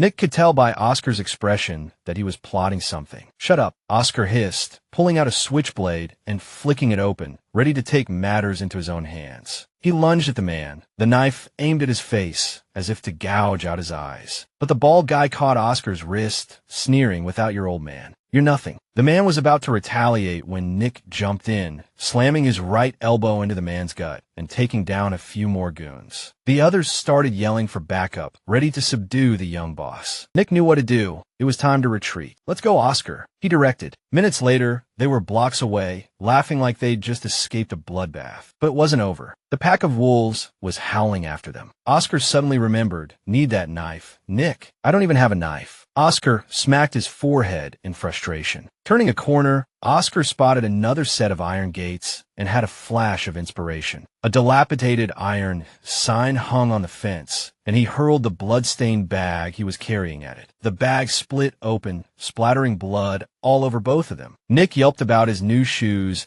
as Oscar grabbed the bag and flung it at the dogs chasing them. It worked. The pack immediately went for the mess, completely ignoring the humans. Seizing the opportunity, Oscar grabbed Nick by the collar, roaring that he needed to carry a knife from now on. He immediately agreed, not only because it was the boss's order, but because the lesson had finally sunk in. Vanessa recalled writing in her diary earlier about meeting a stranger. She frowned, annoyed, certain that the woman had been trying to trick her. It was then that Barbara Stark arrived at their house, dragging a small suitcase. Vanessa's mom greeted her at the door, thanking the nanny for coming so quickly. Vanessa and her pet were on the balcony, watching as yet another nanny was sent to take care of her. The woman in uniform looked all business, ready to meet her ward. She also noticed the kid peeking from a balcony. Vanessa panicked, thinking her hiding spot had been compromised. She was just a kid who hated being constantly watched by nannies, so she ran. She knew the house and where to hide. As she dashed through the kitchen, she startled the cooks, who were more worried she'd fall. Then the butler blocked her path, telling her to stop, but she wasn't about to back down. The little girl pulled a movie-worthy move, ducking and sliding between a man's legs. The butler was a bit embarrassed, but honestly, he admired the little one's agility. She ran some more, hiding around a corner, catching her breath, making sure no one was following. But then she heard a stranger's voice behind her, sending chills down her spine. Vanessa immediately prepared to run, completely forgetting her pet might get carsick during the chase. But the moment she took a step, Barbara grabbed her by the collar. No chance of escape this time. Vanessa could only pout in frustration, trying to figure out where she'd gone wrong. Later, she wrote in her diary that the lady was strong, fast like a freaking robot. But worst of all, the new nanny carried her like a naughty kitten to her mom, and her mom, instead of being angry, sided with the annoying stranger. The little girl tried to wriggle free, slipping from Barbara's grasp and landing hard on her bottom. Vanessa knew then and there that a war had begun and the nanny had won the first round. Her mom explained that the girl was just playing, and Barbara told everyone not to worry. She'd handle the child. Vanessa was still furious, even fuming as she wrote about it. But she didn't notice Barbara watching her, already figuring out how to deal with the little hellion. Adam's younger years were filled with crazy moments. He always loved racing, spending countless hours on the track. During one practice race, he was 2 seconds behind his opponent at the finish line, but he wasn't about to give up. His team told him to adjust the rear wing angle, switch the engine to mode 3, and watch his braking. He received pointers from his coach, and, well, he had no doubts about his skills. The guy was born to race. He executed all the right moves, and his car crossed the finish line first. After winning the race, he stood on the podium, accepting high fives and giving a thumbs up to the fans. Oscar showed up, having his own business to attend to, but couldn't find Nick. He searched through the crowd, thinking Nick might have gone towards the racers. Oscar spotted a long-haired guy, the target of his search, but the man seemed uninterested in meeting the young gangster. The long-haired man pushed through the crowd and fled, with Oscar in hot pursuit. The man ducked into an alley, but 2 burly security guards blocked Oscar's path. Figuring he was no match for the 2 mountains of muscle, Oscar retreated before they could snap his neck. He spotted a car and thought he could hotwire it for a quick escape. But once inside, he found no steering wheel, completely baffled. Then he saw the same racer sitting on the other side, who explained the car was shipped directly from London. Just then, the thugs chasing the long-haired guy started pounding on the car doors. Since the doors were unlocked, they yanked them open, but Oscar quickly kicked their hand away. That gave him enough time to slam the door shut. The long-haired guy tried to hit the lock button, but it was too late. The thugs forced the door open again, trying to drag the young gangster out. Realizing they had to leave immediately, Oscar yelled at the driver to get them out of there. The driver, remarkably calm, just smiled and nodded before hitting the gas. The car lurched forward. Oscar told him to drive carefully, but the driver just grumbled that he didn't like back seat drivers. The young Pavlin took a closer look and realized it was the star racer himself, Adam. At this point, the long-haired guy couldn't do much but just get away, so he let the driver take the wheel. Later, Oscar admitted he was looking for a driver, but Adam said he wasn't for hire and would never give up racing. Oscar didn't give up. He handed the stubborn driver a business card, telling him to call if he changed his mind. Adam took the card, though with no intention of calling, and asked the young man his name. The young man told him to just call him Boss. Suddenly, they spotted the long-haired man on the road, accompanied by a woman and a child. Time passed, and Oscar and Nick prepared for their next assignment, carrying a suitcase full of cash. But they didn't know what their target looked like, their only clue being the nickname, the Saint. To execute their plan, the guys had to go to a casino and to try to draw this person out. They lingered at the entrance, unsure if their plan would work, but trusting their luck. The place was bustling. Nick actually enjoyed the atmosphere while Oscar maintained a poker face. They approached a lone staff member, handed over the suitcase, and requested a seat at the main table. The staff member inspected the case, clearly skeptical of the two young men's ability to handle the high stakes. That's where the high rollers gathered, but Nick grinned, saying they weren't pushovers either. They were assigned to the hearts table and received a hefty stack of chips. The dealer shuffled the cards, welcomed the new players, and announced the start of the game. The dealer turned out to be Anna, unbeknownst to Oscar and Nick. So they were clueless, but 5 minutes later, Nick was bewildered when a red-haired man was declared out. The players at the table started laughing, feigning sympathy for the unlucky fellow. Seeing their plan failing, Oscar called for a timeout. The female dealer agreed, and then Pavlin started berating Nick, who had promised to be a skilled gambler. Now they were at a loss, almost out of chips, and still hadn't seen the Saint. Nick told them to calm down, convinced that the bald guy with the halo tattoo was their man. But they needed proof, so after the break, back at the table, Oscar leaned closer to the bald man and asked if he got the tattoo because he was religious. The bald man thanked him for the compliment on the tattoo, but said he wasn't a clergyman. Oscar then asked which saint he worshipped, and the bald man dodged again, attributing his success to luck. The young Pavlin knew the guy was playing dumb, but he wouldn't give up. He needed answers. Then the bald man claimed the tattoo was a crown, not a halo, and called himself Ace. Nick thought it was cool, but Oscar realized this wasn't their guy. He whispered this to Nick, who panicked. His intuition had failed him. Their attention shifted to the bald man, grumbling in frustration, and they noticed the dealer was gone, a queen of hearts left on her side of the table, clearly intentionally. Just then, another staff member screamed that the money in the safe was gone. Oscar's eyes widened. He picked up the card to confirm his suspicion.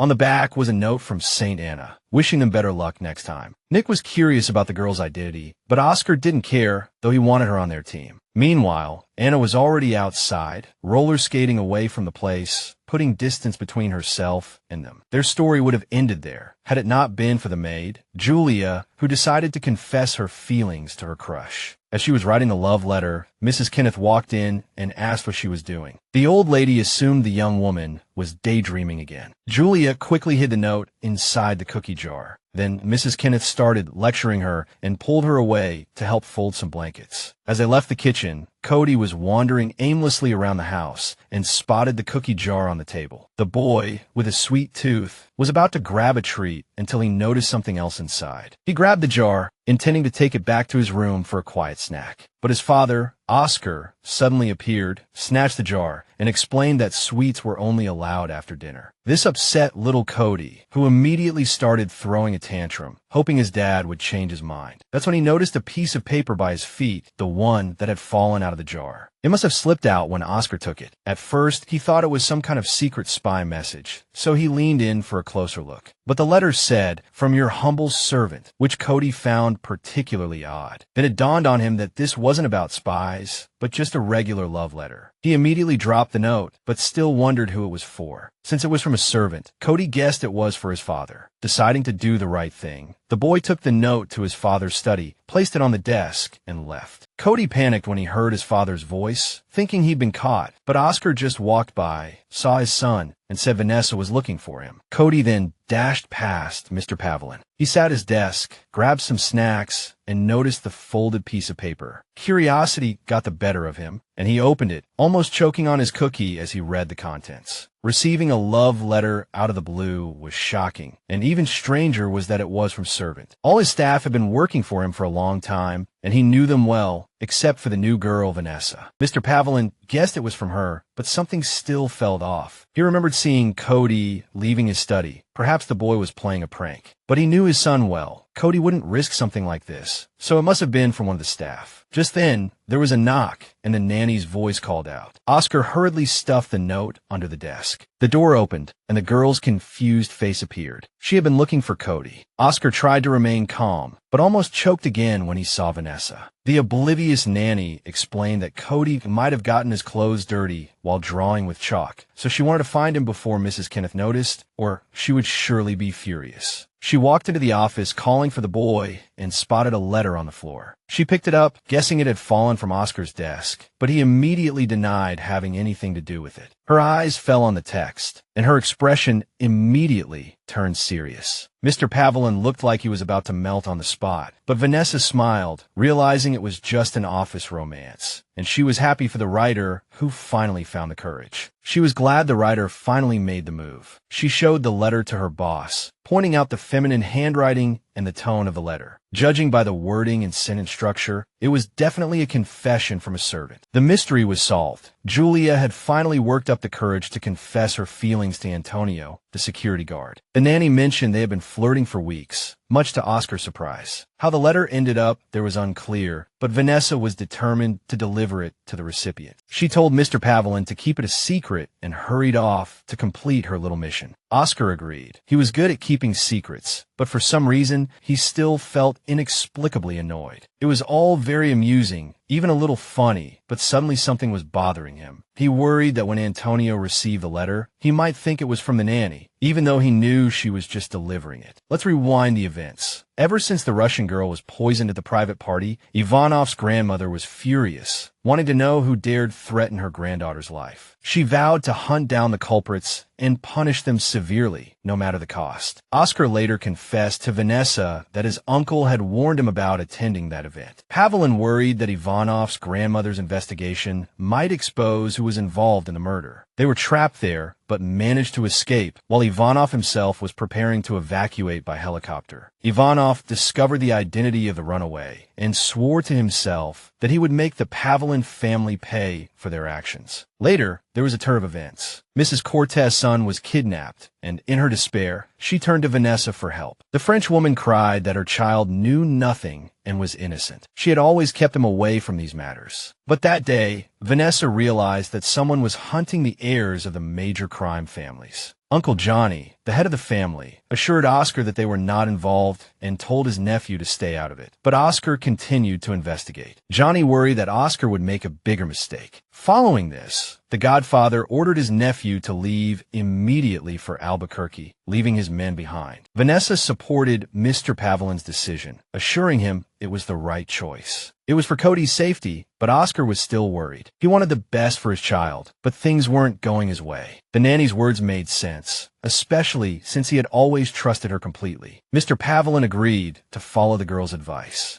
A few hours later, Oscar arrived. Wanda greeted him and told him to change his clothes. Johnny was busy pressing oil, but Pavelin refused. It wasn't the first time he'd gotten his clothes dirty, but now he needed to talk to his uncle immediately. Godfather Johnny was happy to see his relative arrive just in time to help. He had already pressed all he could and needed extra strength. The young man didn't back down, taking off his jacket and shirt. Before starting the work, he had plenty of strength, and being young, he put all his effort into turning the press. Mud splashed on his face, but what really disgusted Oscar was the smell. Johnny was thrilled. He had finally extracted the last drop of oil from those olives. It was his best batch yet. As Oscar wiped himself down, his uncle began pouring the liquid into a small barrel. But his nephew interrupted him, saying he hadn't come all this way to press olive oil. His uncle poured a glass to taste, telling him to stop beating around the bush and say the real reason he was summoned. He had simply given an order, and Oscar had come immediately. That was their relationship. Even so, he wouldn't give orders without reason. Oscar wanted to know what his uncle needed him for, here and now. The Godfather looked sideways at his nephew, muttering that he had something to say. But first, he took a sip of the olive oil, praising it as the best extra virgin. Johnny compared the taste to the information he had just unearthed, which piqued Pavelin's interest. He demanded to know all the details, guessing it must be something big.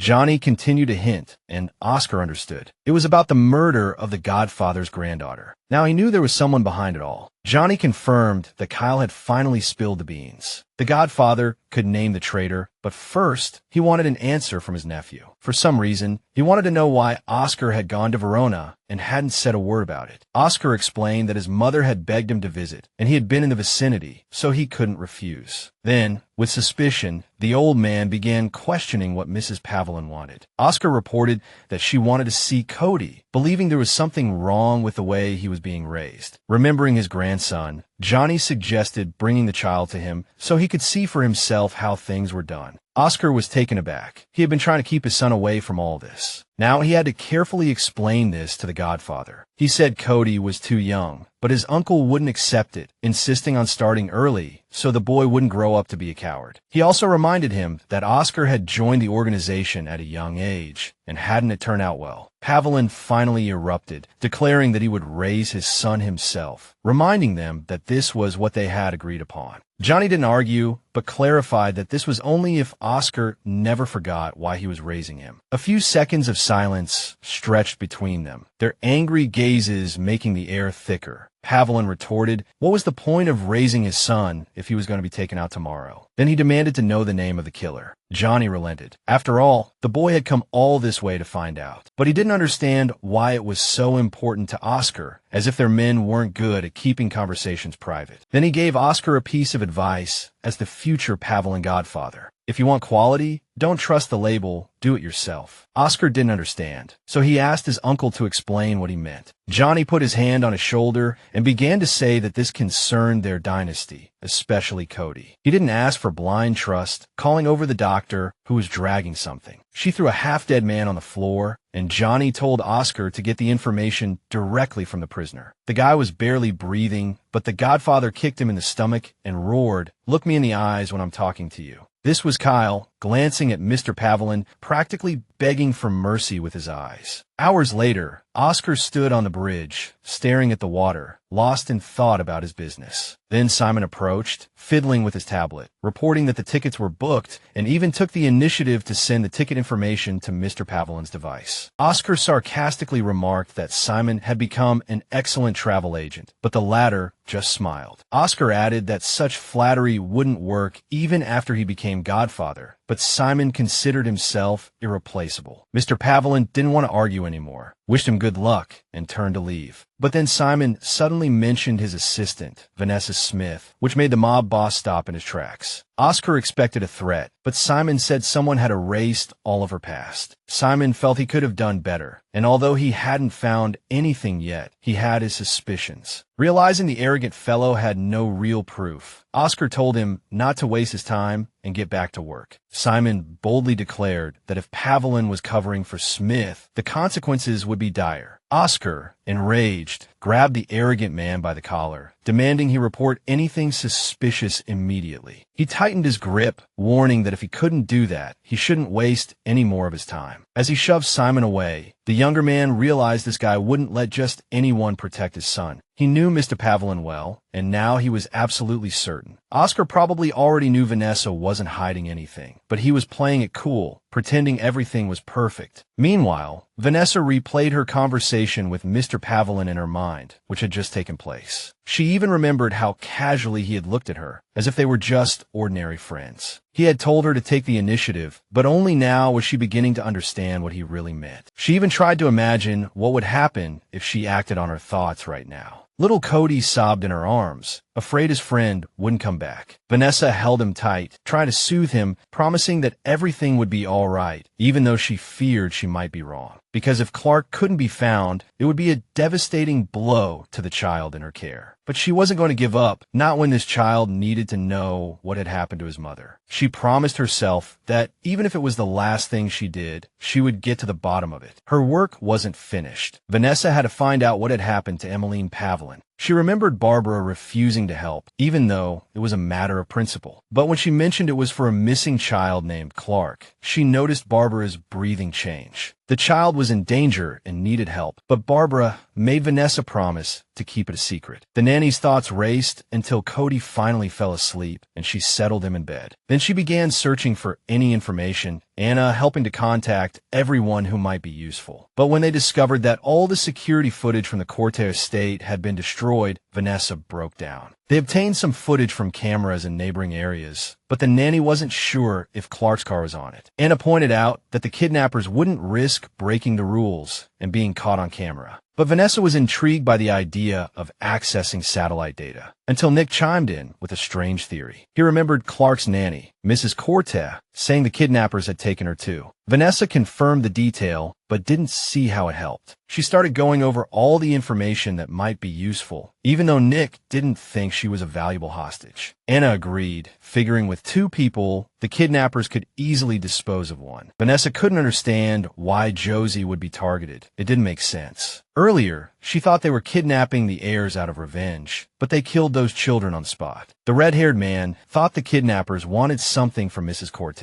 Vanessa suddenly realized she might have misinterpreted their motives, then screamed, realizing Cody could be in danger. The others were confused at first, but the nanny explained that the kidnappers wanted Cody. Mrs. Corte was just their way of getting to him. She thanked Nick for stopping the woman from coming to them that night, but she was still lurking nearby, and Anna began to understand why Corte had been hovering around them. If she received a ransom demand for Cody in exchange for Clark, she wouldn't hesitate to agree. Vanessa thought the Frenchwoman, like Mr. Pavelin, would do anything for her child. They couldn't trust her until they were sure, and she was already planning her next move. Nick and Anna agreed they couldn't trust anyone, especially not the French. The nanny tried to track the kidnapped through Josie's phone signal, but the phone had been left at Mrs. Corte's house. They were at an impasse. Vanessa sighed, then her phone suddenly rang. She glanced at the screen and smiled. It seemed there was still a way. Meanwhile, the nannies at the elite academy were taking the children they looked after to the park, some even spending leisurely time with the kids on the beach.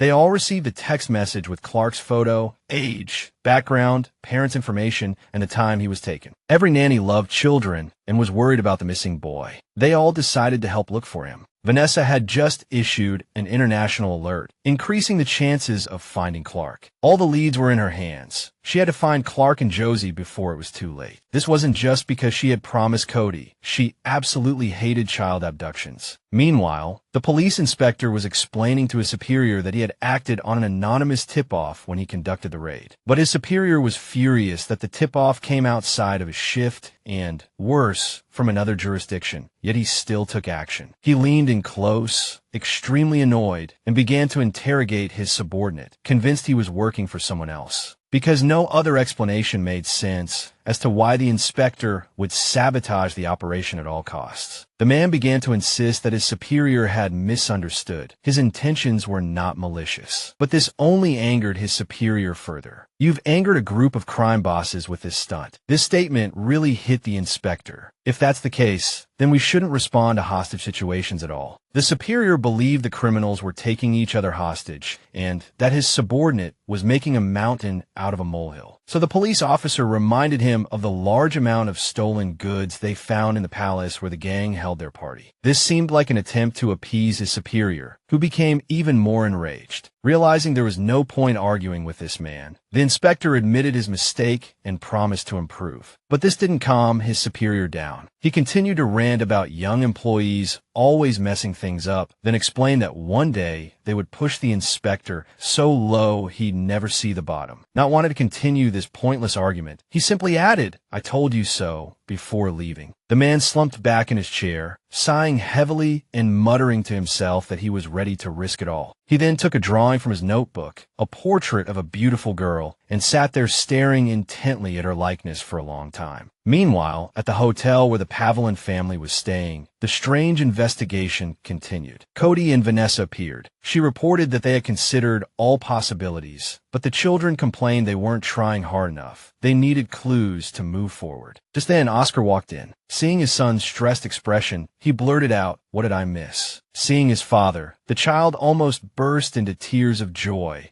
having longed to see him since his return from his business trip. Cody said his friend Clark had been kidnapped, and they were following leads, but Oscar interrupted him, saying he was already handling it and that Vanessa and Anna were working with Nick, using all their connections to track the boy. Cody then asked about his uncle Johnny. His father admitted that Johnny had just received a solid lead. Vanessa's spirits lifted. Things were finally starting to look up. Mr. Pavelin turned to her, confirming he had acquired some damn important intel that would help find Cody's friend, as he had cracked the mastermind behind this whole affair. Meanwhile, Mrs. Cortea went to the hospital to visit her husband. His condition remained critical. The whole ordeal had emotionally devastated her, so she held his hand and said, "You are everything to me." Through tears, she told him their son had been kidnapped and she feared she couldn't cope without her husband's support. Then Mrs. Cortea fell silent for a moment, the silence in the room broken only by the slight vibration of her phone. She received a message from an unknown number, but as she read the contents, she trembled harder, her hand loosening its grip, and the phone fell to the floor. It was too much for her to bear, but hope remained. She could no longer hold back the sobs, so she covered her face with her hands and finally let herself cry. The message contained a photo of her son and a ransom demand, but most importantly, he was alive. Mrs. Cortea picked up her phone again, vowing to save him, her voice filled with rage and hatred. The tears stopped flowing. She couldn't break down now. She would save Clark no matter what. Meanwhile, Nick begged Oscar to reveal the traitor's name, vowing to make the bastard pay, but young Cody yelled the loudest, a beastly rage on his face. Even Oscar was startled, pleading with his son to calm down, but Cody insisted on knowing the kidnapper's name. Nick and Anna were also shocked. They hadn't expected such anger from a child. But Vanessa remained calm, telling the boy he could help with the search and do other things. This distracted Cody slightly, as he was willing to do anything for his friend. He asked what he needed to do. The nanny said that once Clark was rescued, he needed clean clothes, blankets, and some snacks. Cody immediately agreed to pack everything, same size, right? And he'd also bring paints, thinking Clark might want to draw on the way. He was about to start stuffing his backpack and making his buddy his favorite sandwiches when Oscar leaned closer to Vanessa and whispered, "What if Clark is already dead?" But Vanessa didn't buy it. The kidnappers taking an extra hostage meant Clark was still alive. They had to move fast before those bastards changed their minds. Then Vanessa bluntly demanded to know the name. Pavelin glanced at Anna, warning, "You won't like it." Nick chimed in, "If it's them, I'm going to flatten this city myself." Anna nodded, and Oscar snapped, "Our men aren't anywhere near." But Vanessa was pretty sure Don knew all along. Johnny's team, too. They knew the Cortez family was in danger, so they figured Pavelin should be in charge. Nick exploded. Why didn't he say anything? It's like he wanted Oscar to walk right into a trap. Anna figured Don was keeping his distance, letting things play out. But the nanny didn't quite agree. She knew that if Don knew both times, it was the same person pulling the strings. If that were the case, this person had taken Cody before, so Don wouldn't hand his grandson over to his cousin. Pavelin was prepared for anything, but this did get to him. Vanessa was confused. Her boss's reaction didn't make sense. The answer was right in front of them. The girl had no doubt that Don knew exactly who was behind this, but for some reason, he hadn't told his nephew. She told Mr. Pavelin to think about the real reason Johnny gave him that information. Now Oscar only cared about what to do next, while Nick and Anna were already itching to grind them to dust. Then Pavelin asked himself, who would be crazy enough to ask for a ransom for a child, let alone an heir? When Vanessa thought of who it could be, her expression turned icy. Only one name came to mind, Briscoe, a Mexican. He was the first on the list who would be capable of something like this. When she saw Mr. Pavelin's expression, she knew she'd hit the mark. "I'll take care of that bastard," she said. Meanwhile, in another city, a nanny was happily playing with the children. But this was only part of her job for the day. She was also secretly keeping an eye on a suspicious individual. To follow him, she suggested taking the children for some snacks and then a walk near the docks. She saw him hop onto one of the boats, and it was no coincidence. Then she noticed some suspicious crates being loaded onto another boat. And the people on that boat weren't dressed like they were going out to sea. These weren't fishermen. Something fishy was going on. Pretending to check her watch, she discreetly took pictures of the boat and the crew. Without them noticing, she sent the photos to Vanessa. The name of the boat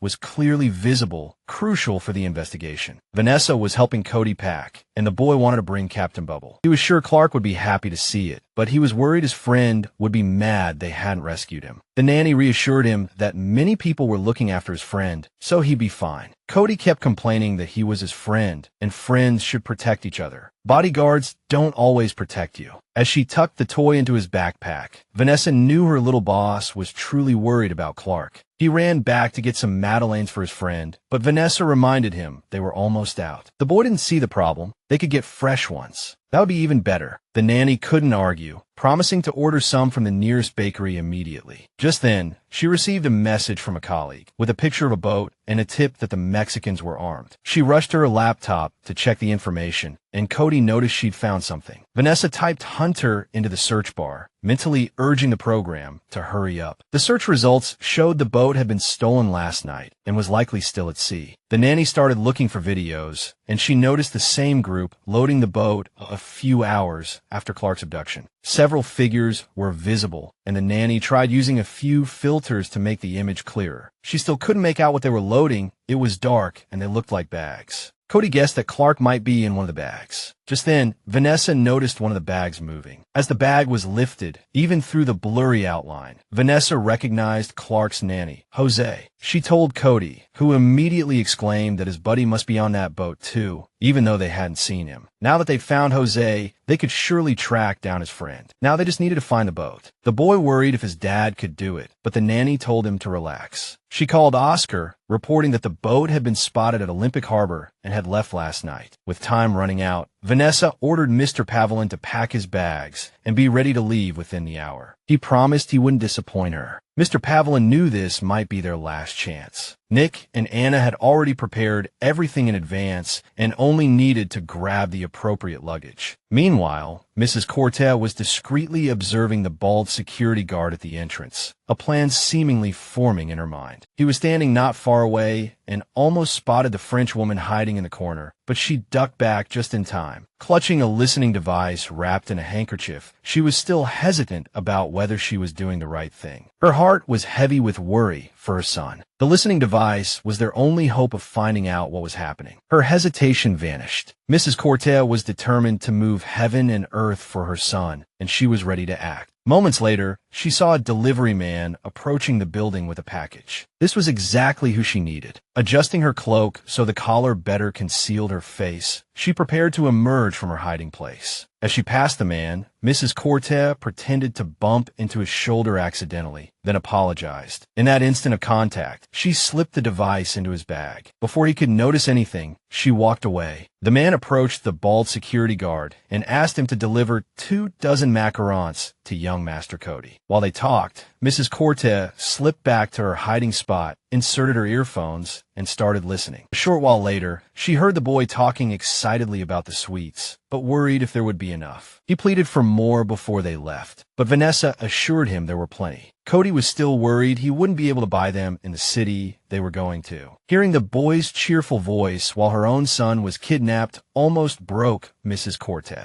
But one thing gave her hope. She recognized the city they were going to Escanaba for Clark. If she could save him, she silently prayed her son would hold on, then started preparing for the journey. Meanwhile, at the port of Escanaba, little Clark peered out the porthole, calling for his nanny. He called her Amy, and she curtly reminded him her name was Josephine, or Josie for short. The boy offered a perfunctory apology. Then the nanny asked him what he saw that made him yell. Clark had seen 2 children eating ice cream outside, and suddenly wanted one too. Josie, already struggling with seasickness, was irritated by the child's constant whining for food, but she kept her composure. Clark had an idea, but the nanny snapped that he couldn't beg bad people for ice cream. He just had to sit quietly. The child, bright for his age, couldn't understand why Josephine was saying that. Later, Josie realized she had unintentionally hurt his feelings and tried to comfort him, swearing that Mrs. Pavelin would find them. She reminded him of their earlier discussion about kidnappings, that Mrs. Pavelin would pay the ransom, and they would be free. But the child's mood wasn't lifted by her reassurances, because he saw a duck. He pressed his face against the window again, watching it, remembering how much Cody loved ducks. Then he started to wonder what young Pavelin would do in this situation. Meanwhile, Vanessa discovered the transmitter in her bag and immediately crushed it. Cody almost lost it. He knew it was a spy device and remembered how angry it had made his nanny last time. Vanessa was certain the same person had orchestrated the kidnapping, and the Kortev family had been particularly active lately, but Vanessa couldn't blame her. Her thoughts were interrupted by the arrival of Mr. Pavlin, who came to check if they were ready to leave. Vanessa had a question for him, so she sent Cody to see if Clark had finished packing. The child eagerly ran off. Mr. Pavlin noticed the fragments of the listening device on the table, and Vanessa announced they had a problem. She admitted she'd been thinking about Mrs. Kortev as she'd been staking out the hotel and might have planted the listening device in the bakery bag. The woman had likely figured out the Escanobal lead, and she might be heading there too.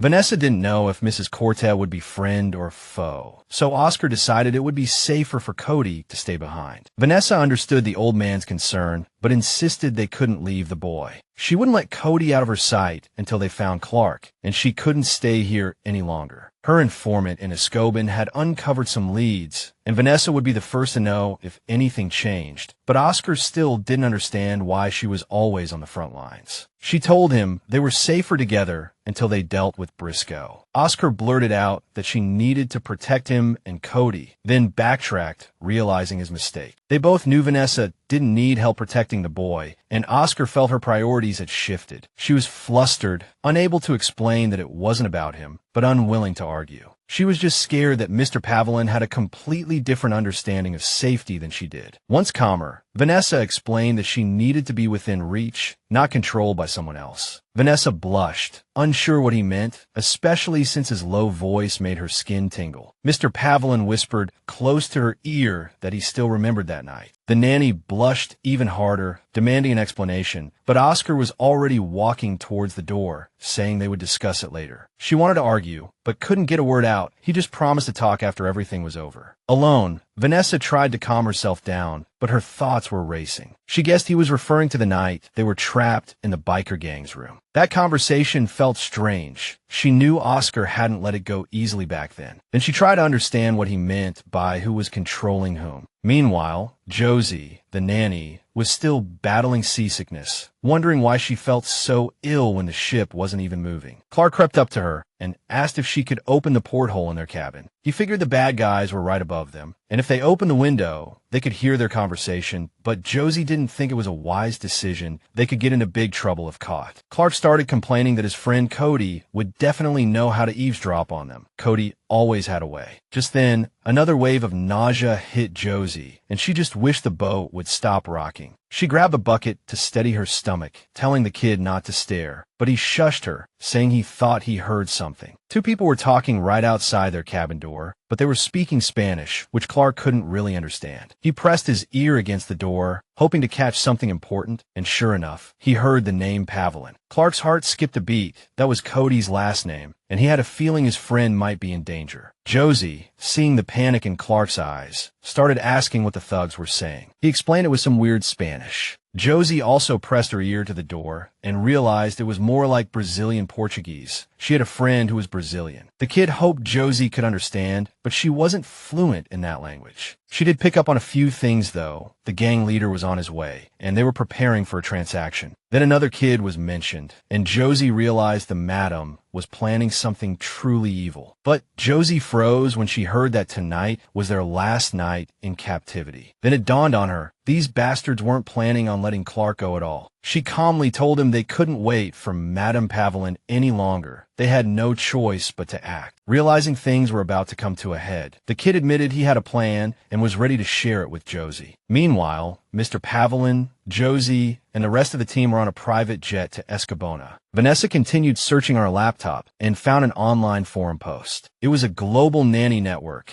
and they were discussing rumors of a ransom in Escabona. Mr. Pavlin asked about Mrs. Kortev, whether there really was a ransom being negotiated for her son. He immediately glanced at his son, who was carefree, playing cards with Nick and clearly winning. Vanessa suggested they might be walking into a trap, as the online warnings advised against wandering around the Gothic Quarter at night. Oscar checked the map himself and saw that it was close to the water, meaning those guys must be on a boat now. He also figured that if the ransom was paid, the kidnappers wouldn't need Josie anymore. Vanessa suggested they split up. Adam thought it was a terrible idea, and Anna didn't understand why the driver had to come with him. Oscar told them to be quiet, saying he, Anna, and Nick would go to the Gothic Quarter. Briscoe had to be there. Nick immediately decided to double-check this information. Anna thought if Cody was part of the deal, he shouldn't go, but he said he was safe with Vanessa and his dad. The nanny immediately offered to take the kid to the docks to keep an eye on the boat. Oscar immediately assigned Adam to go with them. He wasn't opposed at all. A handsome guy like Adam would fit right in by the beach. Oscar warned Vanessa to focus on reconnaissance, find Clark and Josie, and tail them until the others arrived. The nanny didn't need to be told twice. Then, while Cody was arguing with Nick, Mr. Pavlin pulled a gun from his inside pocket and handed it to Vanessa just in case. Vanessa was surprised that her employer was giving her a weapon. He knew she didn't usually carry one. Seeing her hesitation, Oscar said it was just a backup. Nobody knew what those scumbags were capable of. The nanny didn't want to take the pistol. She remembered how it ended last time and didn't want to repeat it. But to protect little Cody, she took the gun. Meanwhile, on the ship, the kidnappers were swaying to the music coming from the shore. One of them heard a strange noise, but the other waved it off, saying it was just the tourists making a racket. It was the porthole of the cabin where the hostages were being held. When Josie opened it, following the boy's advice, she wrapped a towel around her hand, wounded several times, and smashed the glass. Then, she cleared away the remaining shards of glass and laid down another towel so Clark wouldn't cut his hands. She thought the boy could handle it. After all, he'd had swimming lessons, but she had to stay behind. She simply couldn't fit through such a small opening. But they had no other choice. Clark understood this too, saying that if Cody were here, he would tell him to be brave, react quickly, and do something to make the family proud. His friend would also tell him not to take unnecessary risks, so he would do the right thing. Then Josie told Clark to hurry and find someone and call using the number he'd memorized. The boy told her not to worry, to wait a while, and he would definitely come back for her. But Josie protested, saying she didn't want him to come back. He should go and warn Mr. Pavlin. After Clark agreed, he started squeezing through the porthole. The deck outside was pitch black. The nanny told him to swim quietly and slowly to the dock, where there were stairs, but to be very careful not to make sound. While he was still stuck in the porthole, the nanny explained that he didn't have to take such a risk, but he remembered his friend Cody never backed down, so he declared that this was his responsibility now. He was indeed a little scared, but he hid it and continued to wriggle forward. The moment he was ready to jump, the boy shot out of the porthole, plunging towards the mirror-black water below. Two of the guards on deck heard the splash nearby. One of them immediately leaned over the railing, but it was too dark to see anything. Josie watched the boy she was in charge of start swimming, praying in her heart that he would succeed. But then she heard footsteps approaching their cabin. The thugs could come in at any moment. She rushed to the door, braced herself against it with her shoulder, and used all her strength to block it. She knew Clark needed time, so she would stall them at all costs. Back in the Gothic Quarter, Bryce was getting restless. He hadn't heard from a team on the boat. His assistant was about to call again, wondering if the boy was really necessary. Bryce snapped, "If he's not there, our guest will go ballistic. First the exchange, then they'll kill us all." Just then, he heard Mr. Pavlin's voice coming from the shadows, saying this was a dirty trick. Stepping into the light, Oscar noticed Bryce was startled and asked him what was wrong. The Mexican said Pavlin had become his biggest thorn in the side, that he should have stayed in Chicago. Then he pressed his gun into his ribs, saying he would find him before the deadline. Oscar scoffed, saying he couldn't possibly take down every other gang. Oscar's words didn't faze the criminal, who readily admitted he didn't want to. He explained that he was only targeting the old dynasties, the families obsessed with heirs, bound by ancient rules, saying they had neither imagination for the future nor the judgment to recognize outsiders. That's why manipulating Kyle was so easy. He just wanted to get close to the heir. Bryce said he wouldn't hesitate to kill him, that he was determined to wipe out every bloodline. Oscar realized the Mexican was starting with the children. Bryce didn't deny wanting to eliminate the next generation first, thus destroying the entire family. But Mr. Pavlin didn't think it was a wise move. It could backfire, but Bryce wasn't afraid, saying he'd seen it work before. Pavlin remembered the mob boss's granddaughter being poisoned, and now he was sure it was Bryce's doing. The Mexican didn't deny it, letting Oscar guess where he learned it from. Then he realized Kyle was right.